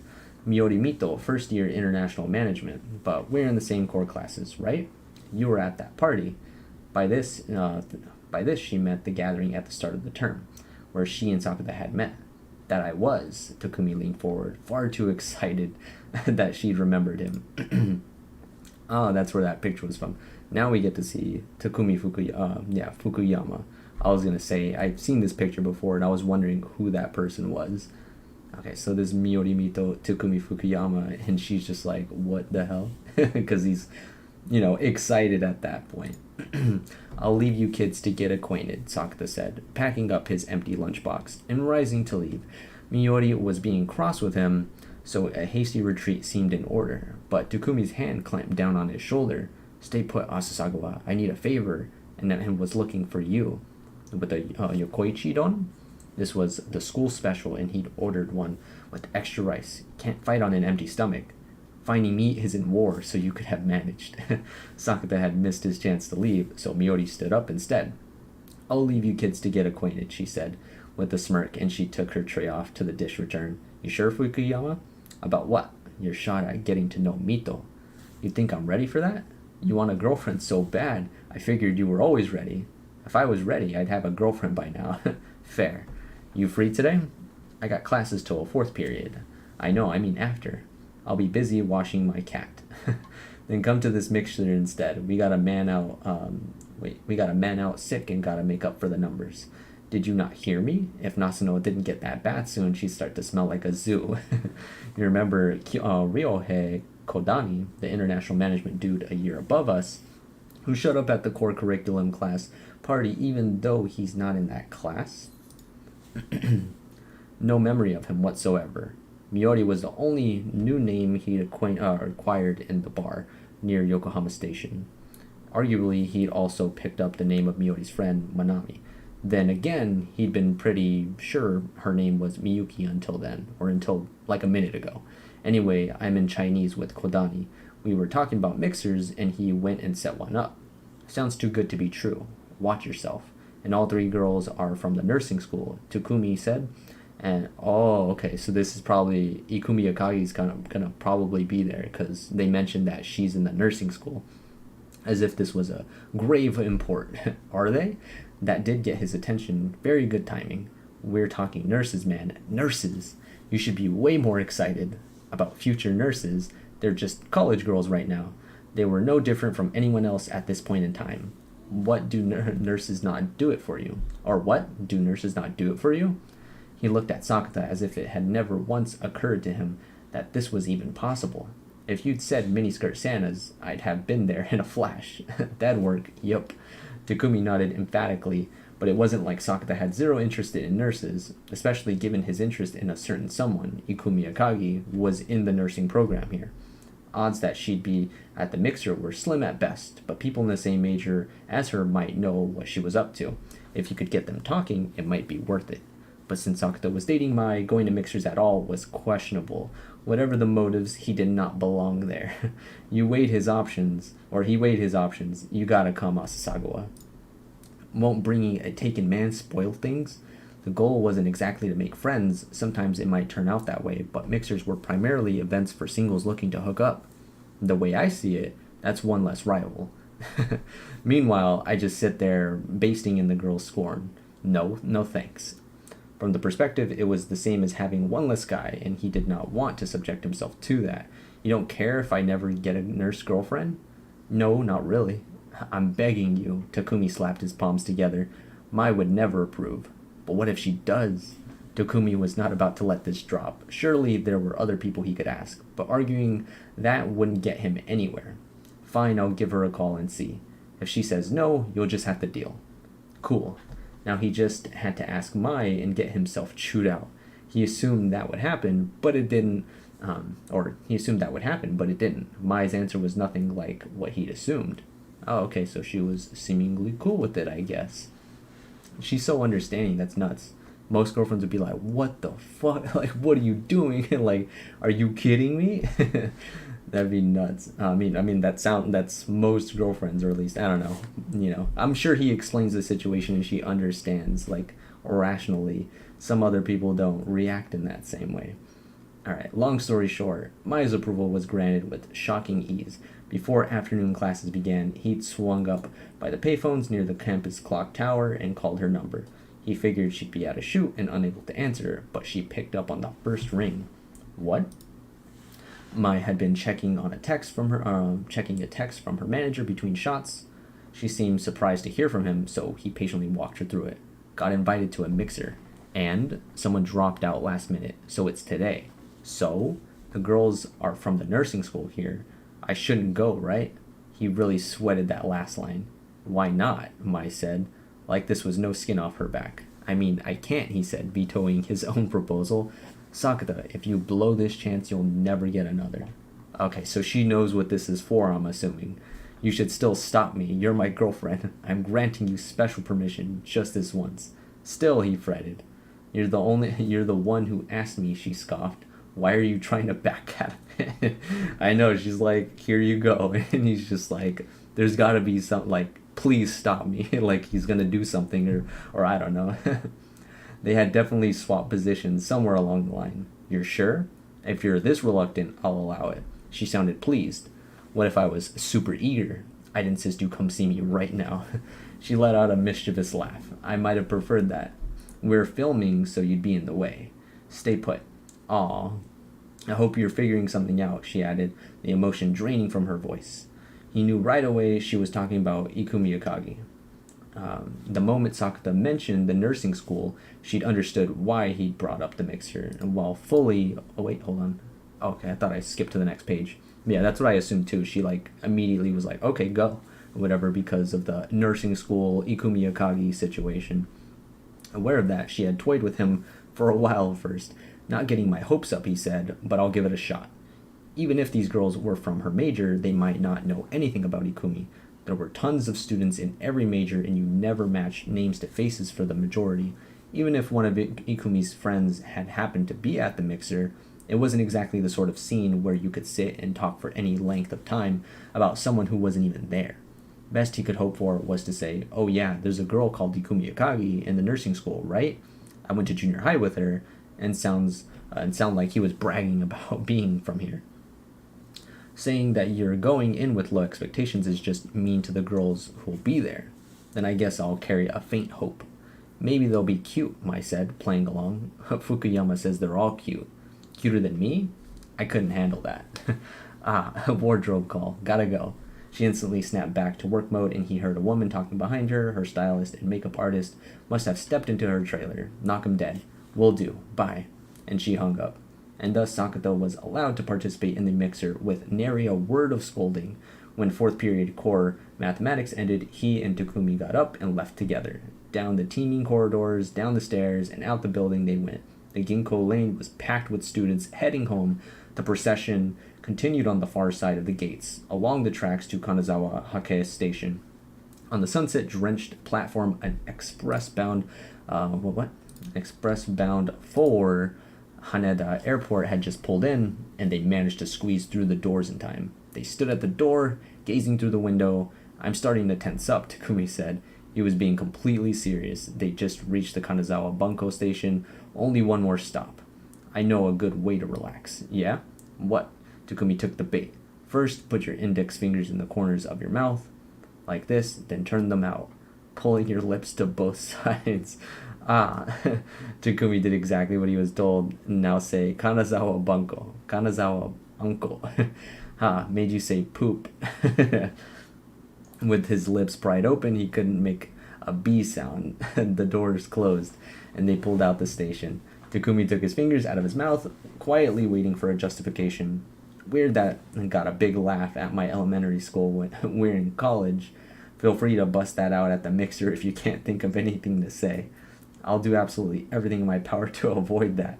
They rode the rest of the way to Yokohama Station in silence. They made their way through the hub's crowd to the JR Negishi line, or Negishi. They took that train one more stop, to Sakuragicho Station. Past the gates, they used the east exit and immediately spotted the lights of the landmark tower and the coastal shopping district, and of course, the colorful illumination of the Ferris wheel, one of Yokohama's signature views. This much was just typical Sakuragicho Station, but today was October 31st. Oh, so it's Halloween already? Damn. The costumed crowds in the square outside had transformed the place into an enchanting wonderland. The pumpkin festival's popularity had reached the youth of this town, too. Halloween had not been on Sakura's mind at all, so he was taken aback. Wizards, vampires, Red Riding Hoods, and popular movie and manga characters surrounded them. There were even a few people wearing famous politician masks, likely as a joke. Several groups had phones out and were taking pictures. Some were filming videos. Others were getting into the partying mood and chatting up the opposite sex. "Stay close to me, Hasasakuwa. If I get separated, I'll just go home." He sounds like a kid or something. He had no clue where they were going and no way to get in touch. So it wasn't like he had much choice. "That's why I'm warning you. Should we hold hands?" "Oh, please." Tsukumi stuck out his tongue and headed away from the clearing. Sakata followed despite the size of the crowd. It didn't feel packed, probably because most people weren't moving. They made a steady progress, but no sooner had he started to relax than he almost bumped into a girl wearing a nurse costume. They saw each other just in time and stopped inches away. She was wearing not the plain white angelic outfit common in most hospitals, but an old-fashioned look like the mascot. It's Ikumi Akagi, like the mascot on the lip balm packaging in true Halloween spirit. She had blood applied to her nose and just below the eyes. When their eyes met, she looked surprised. Sakata wasn't sure why. She was the one in an unusual costume, and he sure hadn't expected to run into her out here. But when she bobbed her head and turned to leave, her names crossed his lips. "Akagi?" The nurse's back went still. Quietly, she turned halfway toward him. Her gaze wavered awkwardly, still rattled by the running into him here. He was too. He hadn't prepared for this and didn't know what to say. And as he struggled to react, Ikumi said, "Sorry, gotta go," and moved away. He considered stopping her, but couldn't think of an excuse. And she seemed to be moving with purpose. Her path took her right toward the streetlight in the center clearing. Was she meeting someone there? He thought so at first, but the way she acted suggested otherwise. Ikumi had reached the light and was staring up at the glass pumpkins they'd installed for Halloween. Occasionally she checked her phone. Was it to keep an eye on the time? And she was watching the crowd intently, like she was searching for someone. She seemed to be taking this very seriously. She stuck out like a sore thumb, standing there surrounded by partygoers. She was the only person not having fun. And past her, Sakata spotted a tiny figure running up to the pumpkin lantern. It was a little girl dressed as Red Riding Hood, her parents right behind. Okay, so yeah, I've seen this picture before, and I was assuming that it was this one, because I think I remember, like, the little spots that she had on her face. I was like, what happened to her? But this is just, like, Halloween party makeup stuff or whatever. Damn. But this is good so far. God damn, I completely forgot about the whole, like, Ikumi Akagi, like poltergeist potential thing or whatever that they had going on in the synopsis that they said, because I was so hooked on so much of the dialogue and everything. With one, I love this picture. Before I get too off topic with this picture looks really great. Ikumi looks amazing, but yeah, like, I got so hooked in the conversation between Kunimi and Sakata and Futaba, and then the conversation about Toku Kirishima and everything.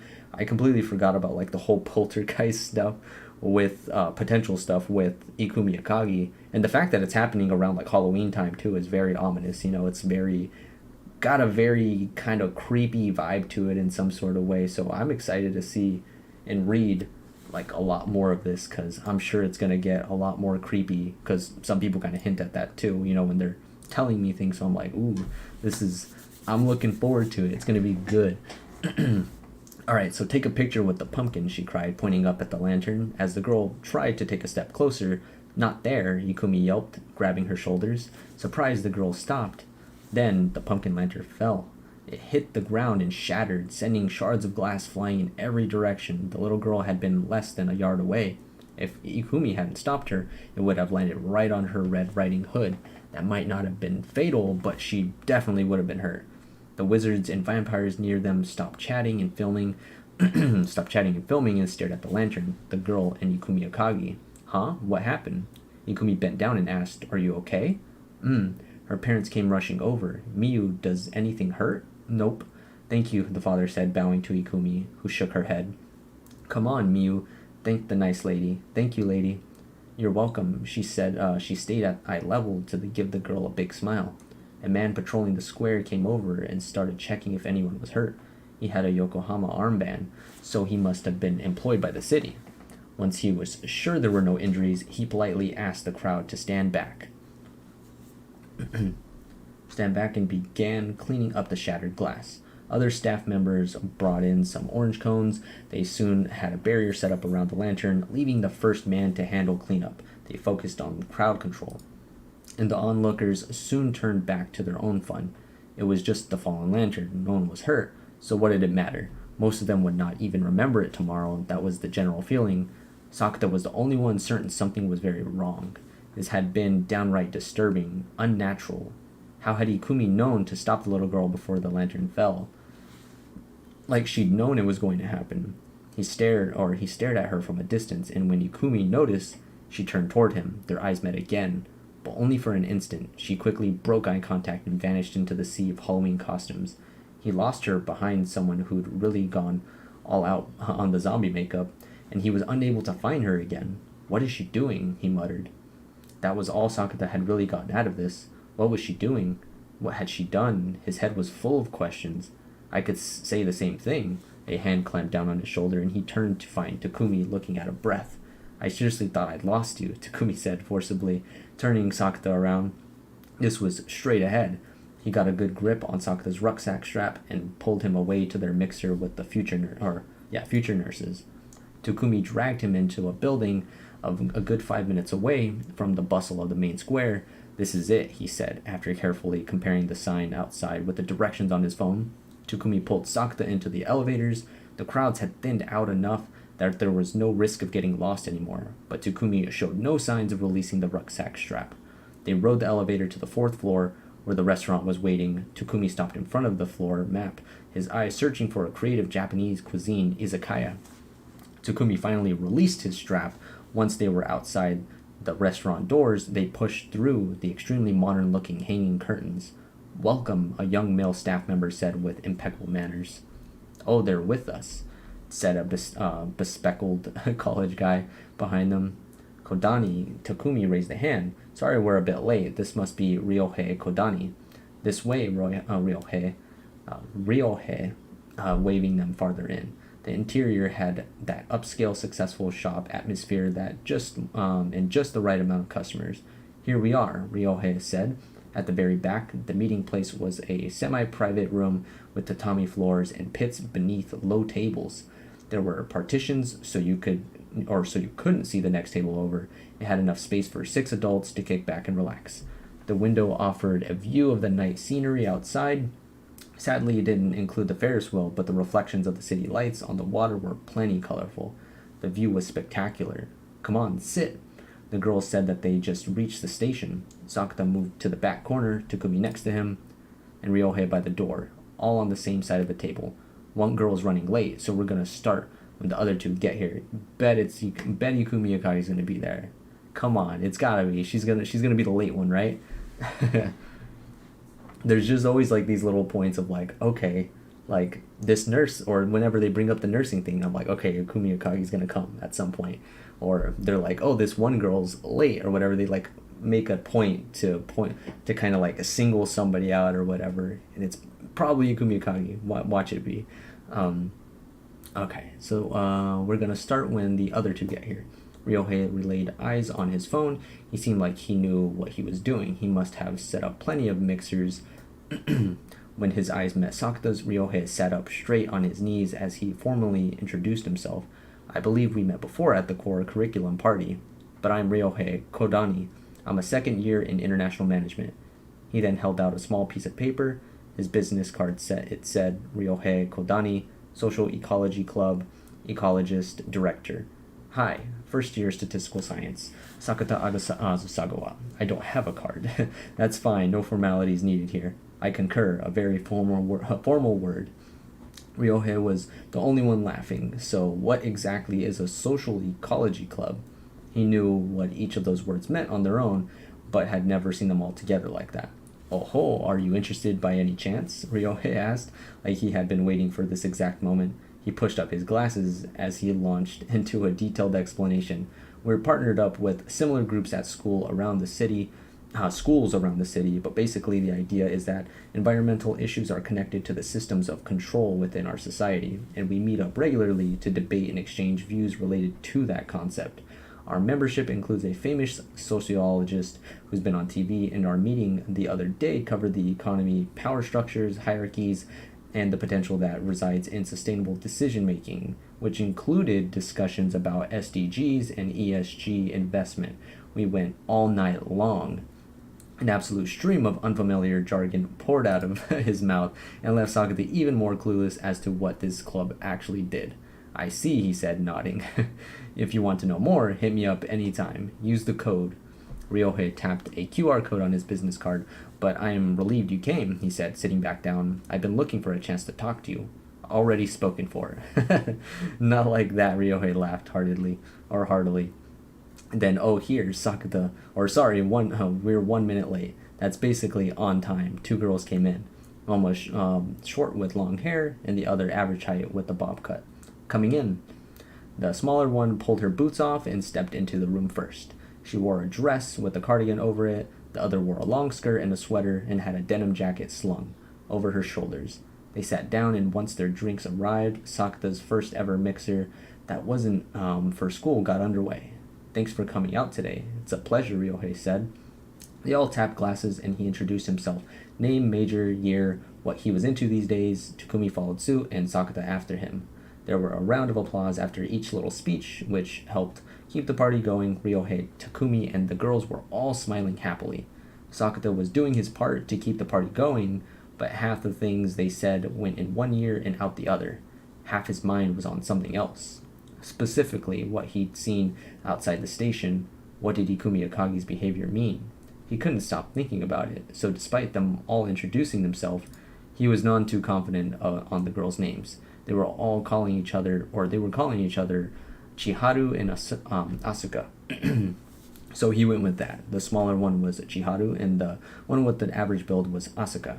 The conversation drifted from introductions to their backgrounds, how close their high schools had been, where they'd gone for sporting matches, speculating if they'd run into each other, etc. It was a city college, so lots of students were from Yokohama, or at least Kanagawa Prefecture, everyone but Takumi here. There were many moments of finding common ground, a whole chorus of I know and I've been there. Chiharu and Asuka were pulling up pics from high school, so Takumi could follow along. The first half hour flew by. Everyone ordered a second drink, and Chiharu was hunting for another photo to share when her phone vibrated. Oh, the last girl just reached the station. If she was on the platform at Sakuragicho station, it'd take her 10 minutes to reach them. The homing crowds would slow her down a bit. Oh, right, look here. Chiharu fired off an answer, then turned her phone to the boys. The screen was showing a tweet. Going to a mixer in Sakuragicho on October 31st might meet the boy of my dreams. Hashtag dreaming. This hashtag dreaming, damn, okay. I forgot about that. So that's what one of the things that I had read about or whatever with the synopsis of this kind of like mentioned, like there was something going on with social media in some sort of way, and the hashtag dreaming I think was a part of it or something like that. But yeah, that's this whole thing that's going on here with the tweeting out or whatever. That's an important part, I believe, to this story. Yeah. All right. So let's keep going. This hashtag dreaming tweet came true. Sakata hadn't heard that phrase often, but he figured it meant the blue word at the end with the symbol in front. You go to mixers every day, Asuka said, eating her yakitori. It was bound to come true eventually, but I wrote this a month ago. I totally forgotten. Are you sure? Ryohei asked, looking suspicious. I swear, Chiharu cried. A reaction Ryohei had clearly been hoping for. She insisted he check the tweet's date. So Chiharu's the one that put this. She tweeted this. And then it came true. Takumi was laughing at this, only Sakata was totally lost. What's this hashtag dreaming thing, he asked, figuring he'd be left behind otherwise. Chiharu, Asuka, and Ryohei all looked shocked. You've never heard of it? Asasagawa doesn't have a phone, so he's clueless about these things, Takumi explained. For real? Are you insane? Chiharu and Asuka looked even more shocked, like they were encountering an alien life form. Sakata was both real and sane. I've had this conversation before, so let's skip to the part where it's over. Well, it's new to us, Chiharu laughed, enjoying his dry humor. She talked all sugary sweet but caught on quick. It was surprisingly fun to talk to her. So, what is this hashtag thing, he asked. Ryohei stepped into answer. It was originally just a tag for dreams you had, and tags are markers for particular conversation topics, Takumi added, tipping back his glass. Ryohei nodded, but lately there's a rumor going around that tag dreams are coming true, he said. I've looked into it a bit, and there are people out there who dreamed about the next big celebrity scandal or major flooding, prophetic dreams. And I dreamed about this mixer, Chiharu said, showing him her phone again, as if demanding he add her to the list of dreamers. So she actually dreamed it? So, wait, hold on, let me reread that part.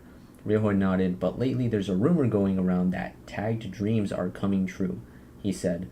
I've looked into it a bit, and there are people out there who dreamed about the next big celebrity. So they're dreaming this stuff first, and then tweeting about it, I guess, with the hashtag dreaming thing, and then it happens, like it's occurring?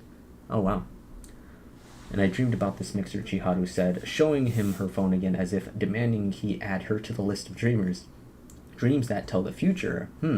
Sakata said, taking a sip of his oolong tea. He wasn't sure if he believed this, but it wasn't entirely out of the question. He knew a high school girl who could run a simulation of several months in the future while she slept. This would be easy enough for the petite devil. Nobody's buying it, Chiharu. Mean. Anyone could see that Chiharu wasn't the least bit upset. It didn't seem like she actually believed the rumors either. It was just another topic to keep the conversation hopping. No more, no less. For all his claims of looking into it, Ryohei didn't seem to feel any different. Takumi and Asuka, too, it was just another urban legend, just a fun thing to chat about. No one would take something that silly seriously. Any other day, Sakata would have let it pass himself. He would have loved to do that today. The reason he couldn't was simple. He'd seen what Ikumi Akagi did outside the station, and once the idea was launched in his head, he couldn't let it drop. Were there any posts about the square outside Sakura Gicho today? Ho, you're more curious about social media than I thought, Azusagawa. Let me check. They didn't suspect a thing to them. They didn't suspect a thing. To them, it was just a part of the fun. A few seconds later, all four found the post. I dreamed a pumpkin lantern. Hold on, my bad. I lost my train of thought for a second. I dreamed a pumpkin lantern fell and heard a kid dressed as Little Red Riding Hood. Worst dream ever, Takumi read. Sakata leaned over and checked the day. September 30th. 1 month ago. Oh wow, a month ago again. Okay, that's weird. So maybe it's like correlated with the month, like they tweet it, or they have the dream, they tweet it or something like that, and then it happens, or something along those lines, like happens or something, but just a month later. Like it's always a month later. So the mystery was solved, just rumors and urban legends, but Ikumi, before the lantern, he would rather have not known. How had Ikumi known to stop the girl before the lantern fell? The mystery was solved. Just rumors and urban legends, but Ikumi had believed them and saved the Little Red Riding Hood, like a real hero. Now he knew how she'd done it, but that still left a lot of mysteries. If anything, it raised more questions than answers. Why had she acted on it? Had she found the post by accident and just been curious? Miniskirt Santa had said she'd given Ikumi a present. Was that related? Before Sakata could collect his thoughts, Chiharu handed him a menu. What are you drinking next? She asked. He still had half his tea, but he probably finished that before the next round arrived, so he ordered a third. And he handed the menu back. She took it from him, making eye contact, cheeks a bit flushed, eyes filled with curiosity. He could tell where this was going. Want some edamame? He asked, attempting to deflect it. Thanks, she said. Chiharu opened the pod and ate the contents with the almost palpable relish. Yum, wait, I was just about to ask you something. She dropped the pod, catching onto his ploy. No worming out of it now. Asasagawa, is it true you're dating Mai Sakutajima? Asuka and Ryohei were staring at him too. Only Takumi was still oohing over how good the tomatoes were. Not at all, he fibbed. He was pretty sure this room would get the joke. I knew it, Chiharu played along with his without missing a beat. You are, though, Takumi yelped, thumping him. I guess he admitted reluctantly he didn't want to say too much. Mai did not need another media frenzy. How do you even meet famous people? Asuka asked.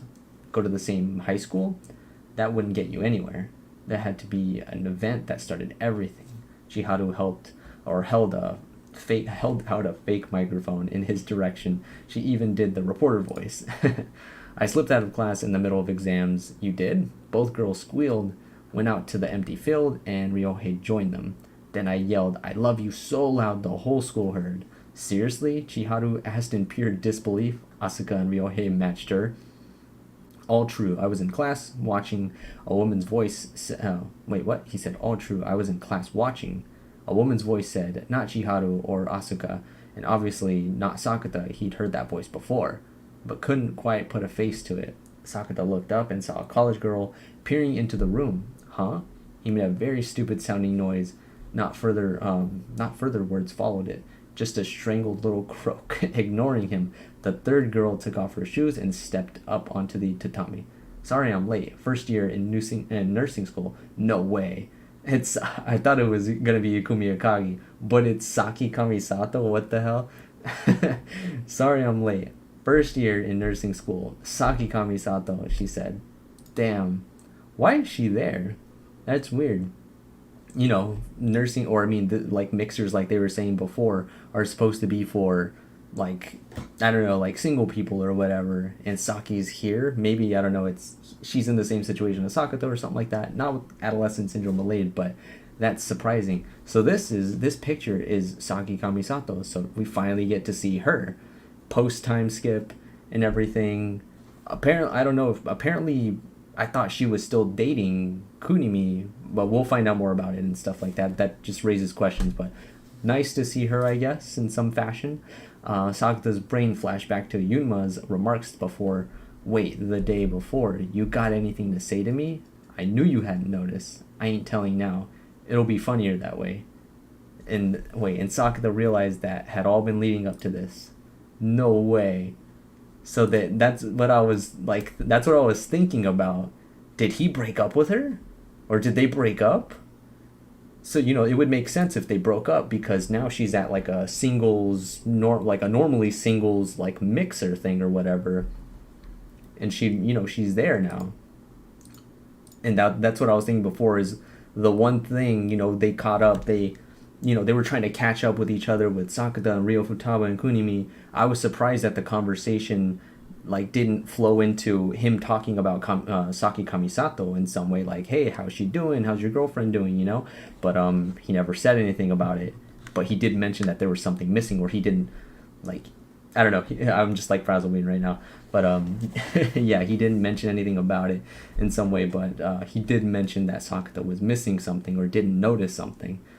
Okay, but now we're on to chapter 2. Okay, so 1. Just as a heads up to anybody watching right now, I'm gonna stop on this part, or I'm gonna stop reading around the 30%-ish mark. I typically like to break these streams of reading the light novels up in 3 parts, so part 1, part 2, and part 3. And usually I stop the first one around the 30% mark, and then I'll carry on in the next part going forward. But yeah, just wanted to give a heads up there. But I'm excited to read more of this. I'm hoping that she elaborates a little on what happened, possibly. But yeah, let's jump into it. The third period computer literacy class had ended, yet Sakata lingered in the computer. Wait, hold on. So they're skipping that? No way. So they're skipping the Saki Kamisato thing? Wait, okay, no, never mind. They'll probably elaborate on it. I need to just keep going. Okay, yeah, Sakata lingered in the computer lab. He glumly tapped away at the keyboard, entering numbers in a spreadsheet. The assignment from class was almost over. That mixer yesterday was a blast. Okay, here we go. Takumi whispered from one seat over. He was mostly talking to himself, spinning his computer stool while fiddling with his phone. Everyone else had left as soon as the bell rang, so it was just the two of them. For everyone but me and Kamisato, Sakata grumbled, never taking his eyes off the screen. The mess at yesterday's mixer had been entirely unexpected, a genuine shocker. Saki Kamisato had gone to the same school as him, Minagahara High, and dated his friend Yuma. He had no idea she was even a student at his college, let alone attending mixers. Yuma hadn't mentioned it, and he'd gone 6 whole months without spotting her. Okay, and she was in the nursing school. In his mind, she was the polar opposite of a healing influence.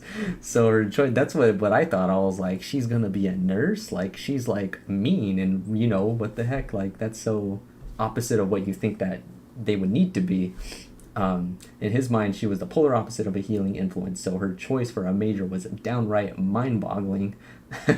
Sakata and Saki's unexpected reunion had been a source of infinite amusement to everyone else there, making the party even livelier. The topic naturally turned to high school days, and Sakata got peppered by questions until the end of the mixer. Their high school had been located near Kamakura in Enoshima, with a stunning view of the ocean, and was accessible via the famous Enoden train.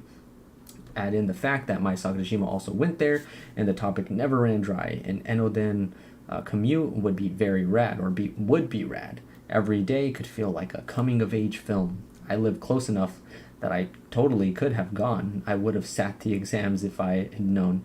Seriously, Chiharu and Asuka had both lived in the area and were extra curious. So why didn't you tell us, Saki? Chiharu asked, shaking her shoulders. Apparently Saki had gone all this time without breathing a word about her high school. He could imagine why. Anyone who mentioned Minagahara would get asked about Mai Sakurajima. It wasn't out of the question that people would beg for an introduction. Nobody wanted to deal with that. We never did get to the bottom of it. What have you and Kamisato got against each other?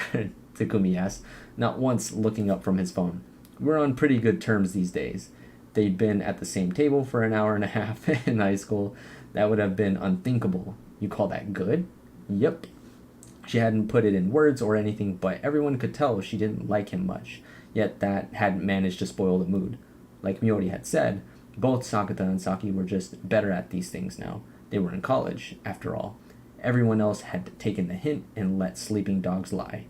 And what do you actually think of her? Takumi asked him in the computer lab.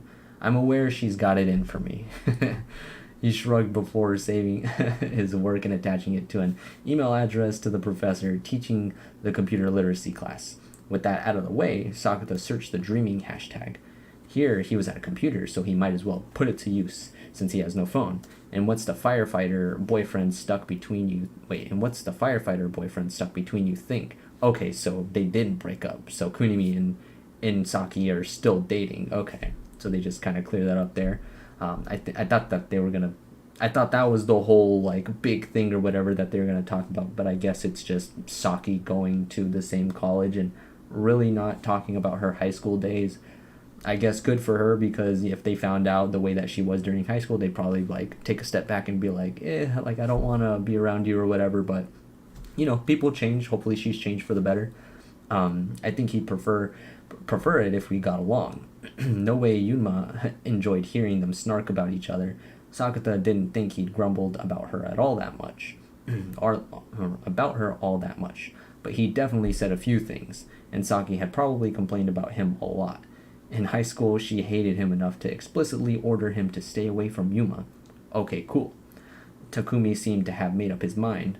What is? Sakata asked, not really caring. His attention was fully on the computer screen as he skimmed on the list of tweets tagged Dreaming. He was definitely not about to read all of these. He limited the search to posts in the last 24 hours, and that dropped it down to 300, which was still a lot. Unable to muster the enthusiasm to read through them, he realized Takumi hadn't responded, and he turned to look. Fukuyama was still on his phone. You'll find out soon. Takumi finally glanced up, but only to let out a sinister chuckle. And before Sakata could press the point, footsteps came through the door behind him. It was the clicking of heels. He swiveled around to look and found the girl they'd been talking about, Saki Kamisato. She spotted Sakata and came right toward him. On the way, she said, "Thanks, Fukuyama. No problema." Takumi spun his chair around one last time, then got up, shoving his phone in his pocket, like he was hiding the evidence that he'd leaked Sakata's location. "I'm out of here," he said, waving his hand, and with that, the snitch left the room, leaving Sakata and Saki alone together. Oh no. An uncomfortable silence, but not a long one. Saki spoke first. "Don't put ideas in Yuma's head," she said. "That's a no-can-do." Huh?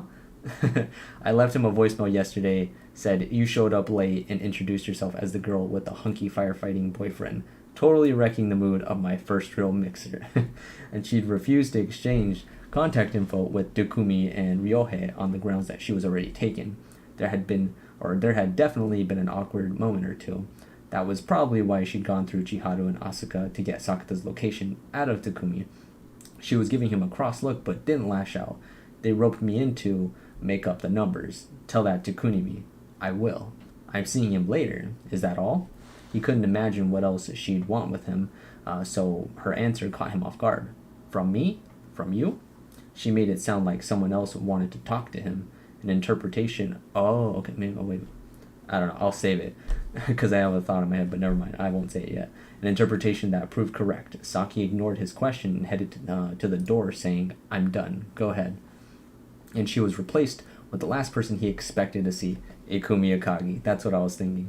Thanks, Sakata, because she's in the nursing thing, so maybe she's talking to Ikumi at some point. So this is the connection or whatever. Thanks, Saki. See you tomorrow, Ikumi. With that, Saki went home. Ikumi waved her out and watched her go. Only when the footsteps faded did she turn to face Sakata. She worked her way through the tables toward him, but not all the way. She stopped a good 3 seats out. "Asasagawa, you went to high school with Saki? Akagi, you're friends with Kamisato?" You noticed they were on a first-name basis. It didn't feel like they were strangers at all. Saki was the first person I talked to here. She helps out occasionally with the volunteer group I founded. Educational support? You've heard of it? I saw you recruiting a few times. Oh. Their conversation didn't have much substance. They were just carefully feeling out the distance between them. The mood was kind of tense, and both of them were obviously choosing their words with care. They'd been in the same class in junior high, but barely spoken. Neither of them knew exactly how they were meant to interact. Didn't think Kamisato was the volunteering type. Oh, I think it's very her. Really? She's in the nursing program so she can help support her firefighter boyfriend. Isn't that cute? She's nice to everyone but me. She's nice to everyone but me and cute when, hold on. She said, she's nice to everyone but me and cute when she's with Kunimi then. She was Yunma Kunimi's girlfriend. Oh, don't tell her I called her cute, Ikumi said. Wait, what? Sorry, that whole thing. Is she saying that she's nice to everyone but Ikumi? So she's nice to everyone but me and cute when she's with Kunimi then. Okay. So that's what, is that Sakata saying that, or is that her? But then she's saying she was Yunuma's girlfriend. And then she's saying, oh, don't tell her I called her cute, Ikumi said. So this is Ikumi saying this. So she's saying she's nice to everyone but me. Is she saying that she's mean to her then? Okay, I guess. Don't worry, we'll likely never see each other again, even if they spotted each other around campus. He certainly didn't plan to initiate contact. Saki likely shared that reluctance. Why'd you choose the nursing school, Akagi? Nurses help those in need.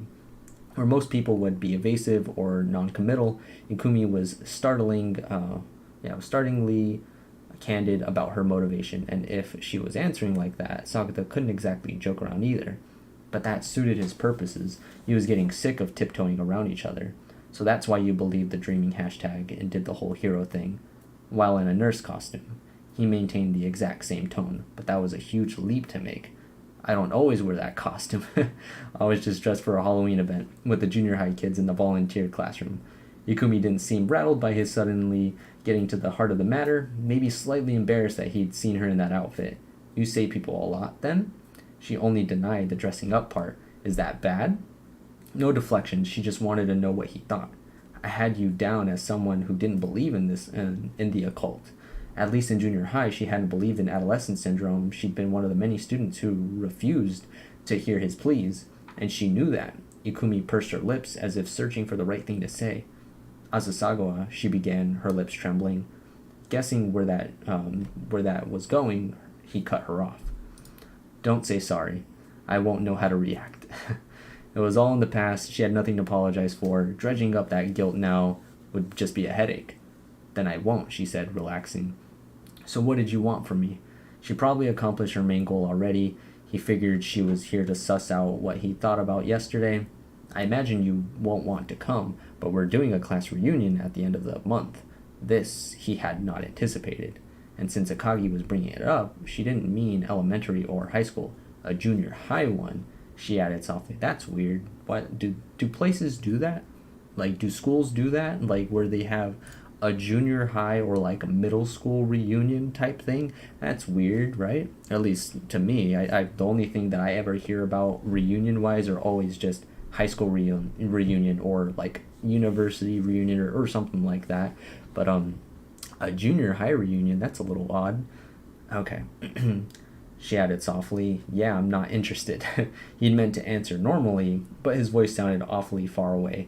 Part of him was still dragging along some baggage. He laughed at himself.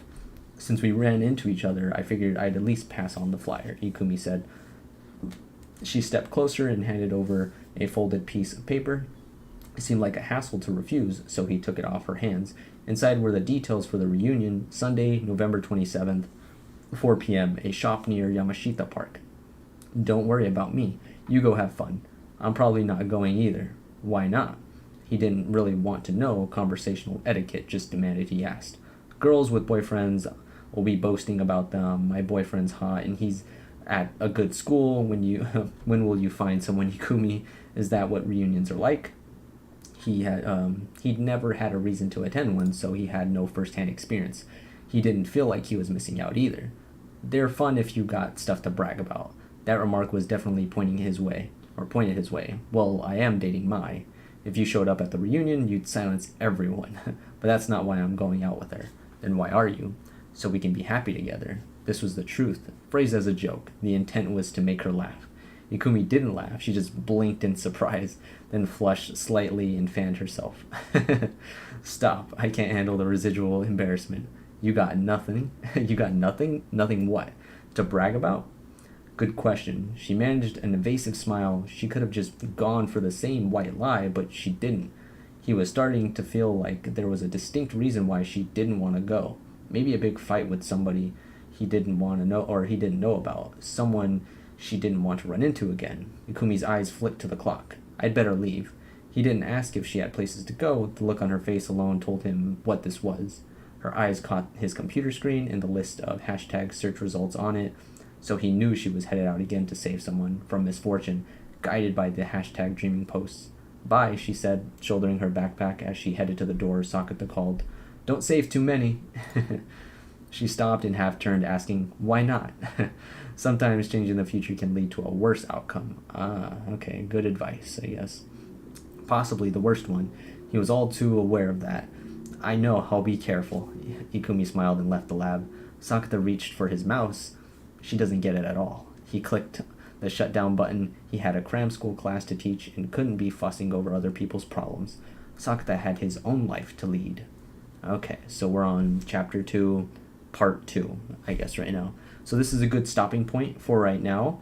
So far, for anybody watching the VOD or anything like that, or anybody in chat possibly, the light novel has been very good. I've loved the dialogue in this so far. Love the callbacks to multiple things that have happened very early on in the series, back to like episode 1 or like the first volume of the light novel with Kunimi, seeing Kunimi again in some fashion, with them bantering with Ryo Futaba and Kunimi, just, normal, them being normal, but just in a more possible mature or just in a different setting or something like that. I just thought that was very, very good. I loved it. That was such fun, like, stuff to read over. And then seeing the whole Toko Kirishima stuff was really freaking good.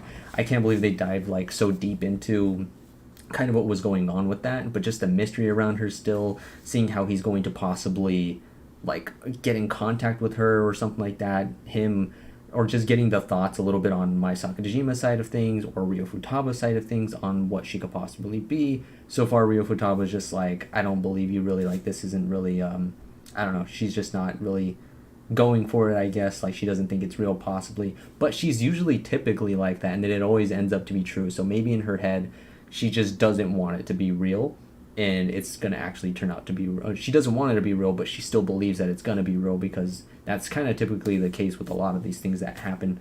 But just the whole Toko Kirishima stuff was very, very good stuff. I can't wait to read more about her and see more of what's going to happen with Toko Kirishima. And then just some of the Ikumi Akagi stuff, just finding out what she's doing, you know, saving people because she's reading the hashtag dreaming stuff, and if there's bad things that they're predicting or whatever that are going to come into reality, she's going out and she's saving these people, stopping these bad things from happening potentially to people.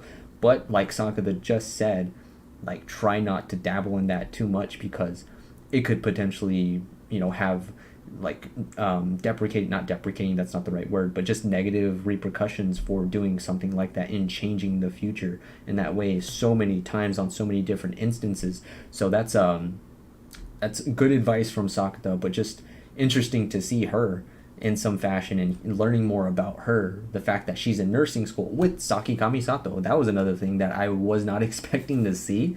But yeah, we finally got to see her. She's going to the same university as Sakata and Mai Sakajima, and everybody else, I feel like, goes there too, to the Yokohama school. But yeah, and finding out that she's in the nursing school too, friends with Ikumi Akagi, seemingly, but I don't know. I think she said that she was nice to everyone but her, so I don't know, that might be just Saki being an asshole, I guess, still, even now in college. But who knows, maybe I read that wrong. But yeah, still good stuff, seeing a lot of these characters kind of come back into the story. I was wondering what was happening with Kunimi and Saki Kamisato for a while, so it's nice to see them back into the story in some fashion, getting more on Ikumi Akagi. We're going to find out more about this stuff in the next read through, or at least part 2 of the read through that I'm going to do. But yeah, good stuff so far. Love the light novel. It's been amazing. So far, I've been loving this more than I've liked any of the other light novels so far, by far, just because the dialogue is so, I don't know, it's just so, like, I don't know, I'm just so hooked into it.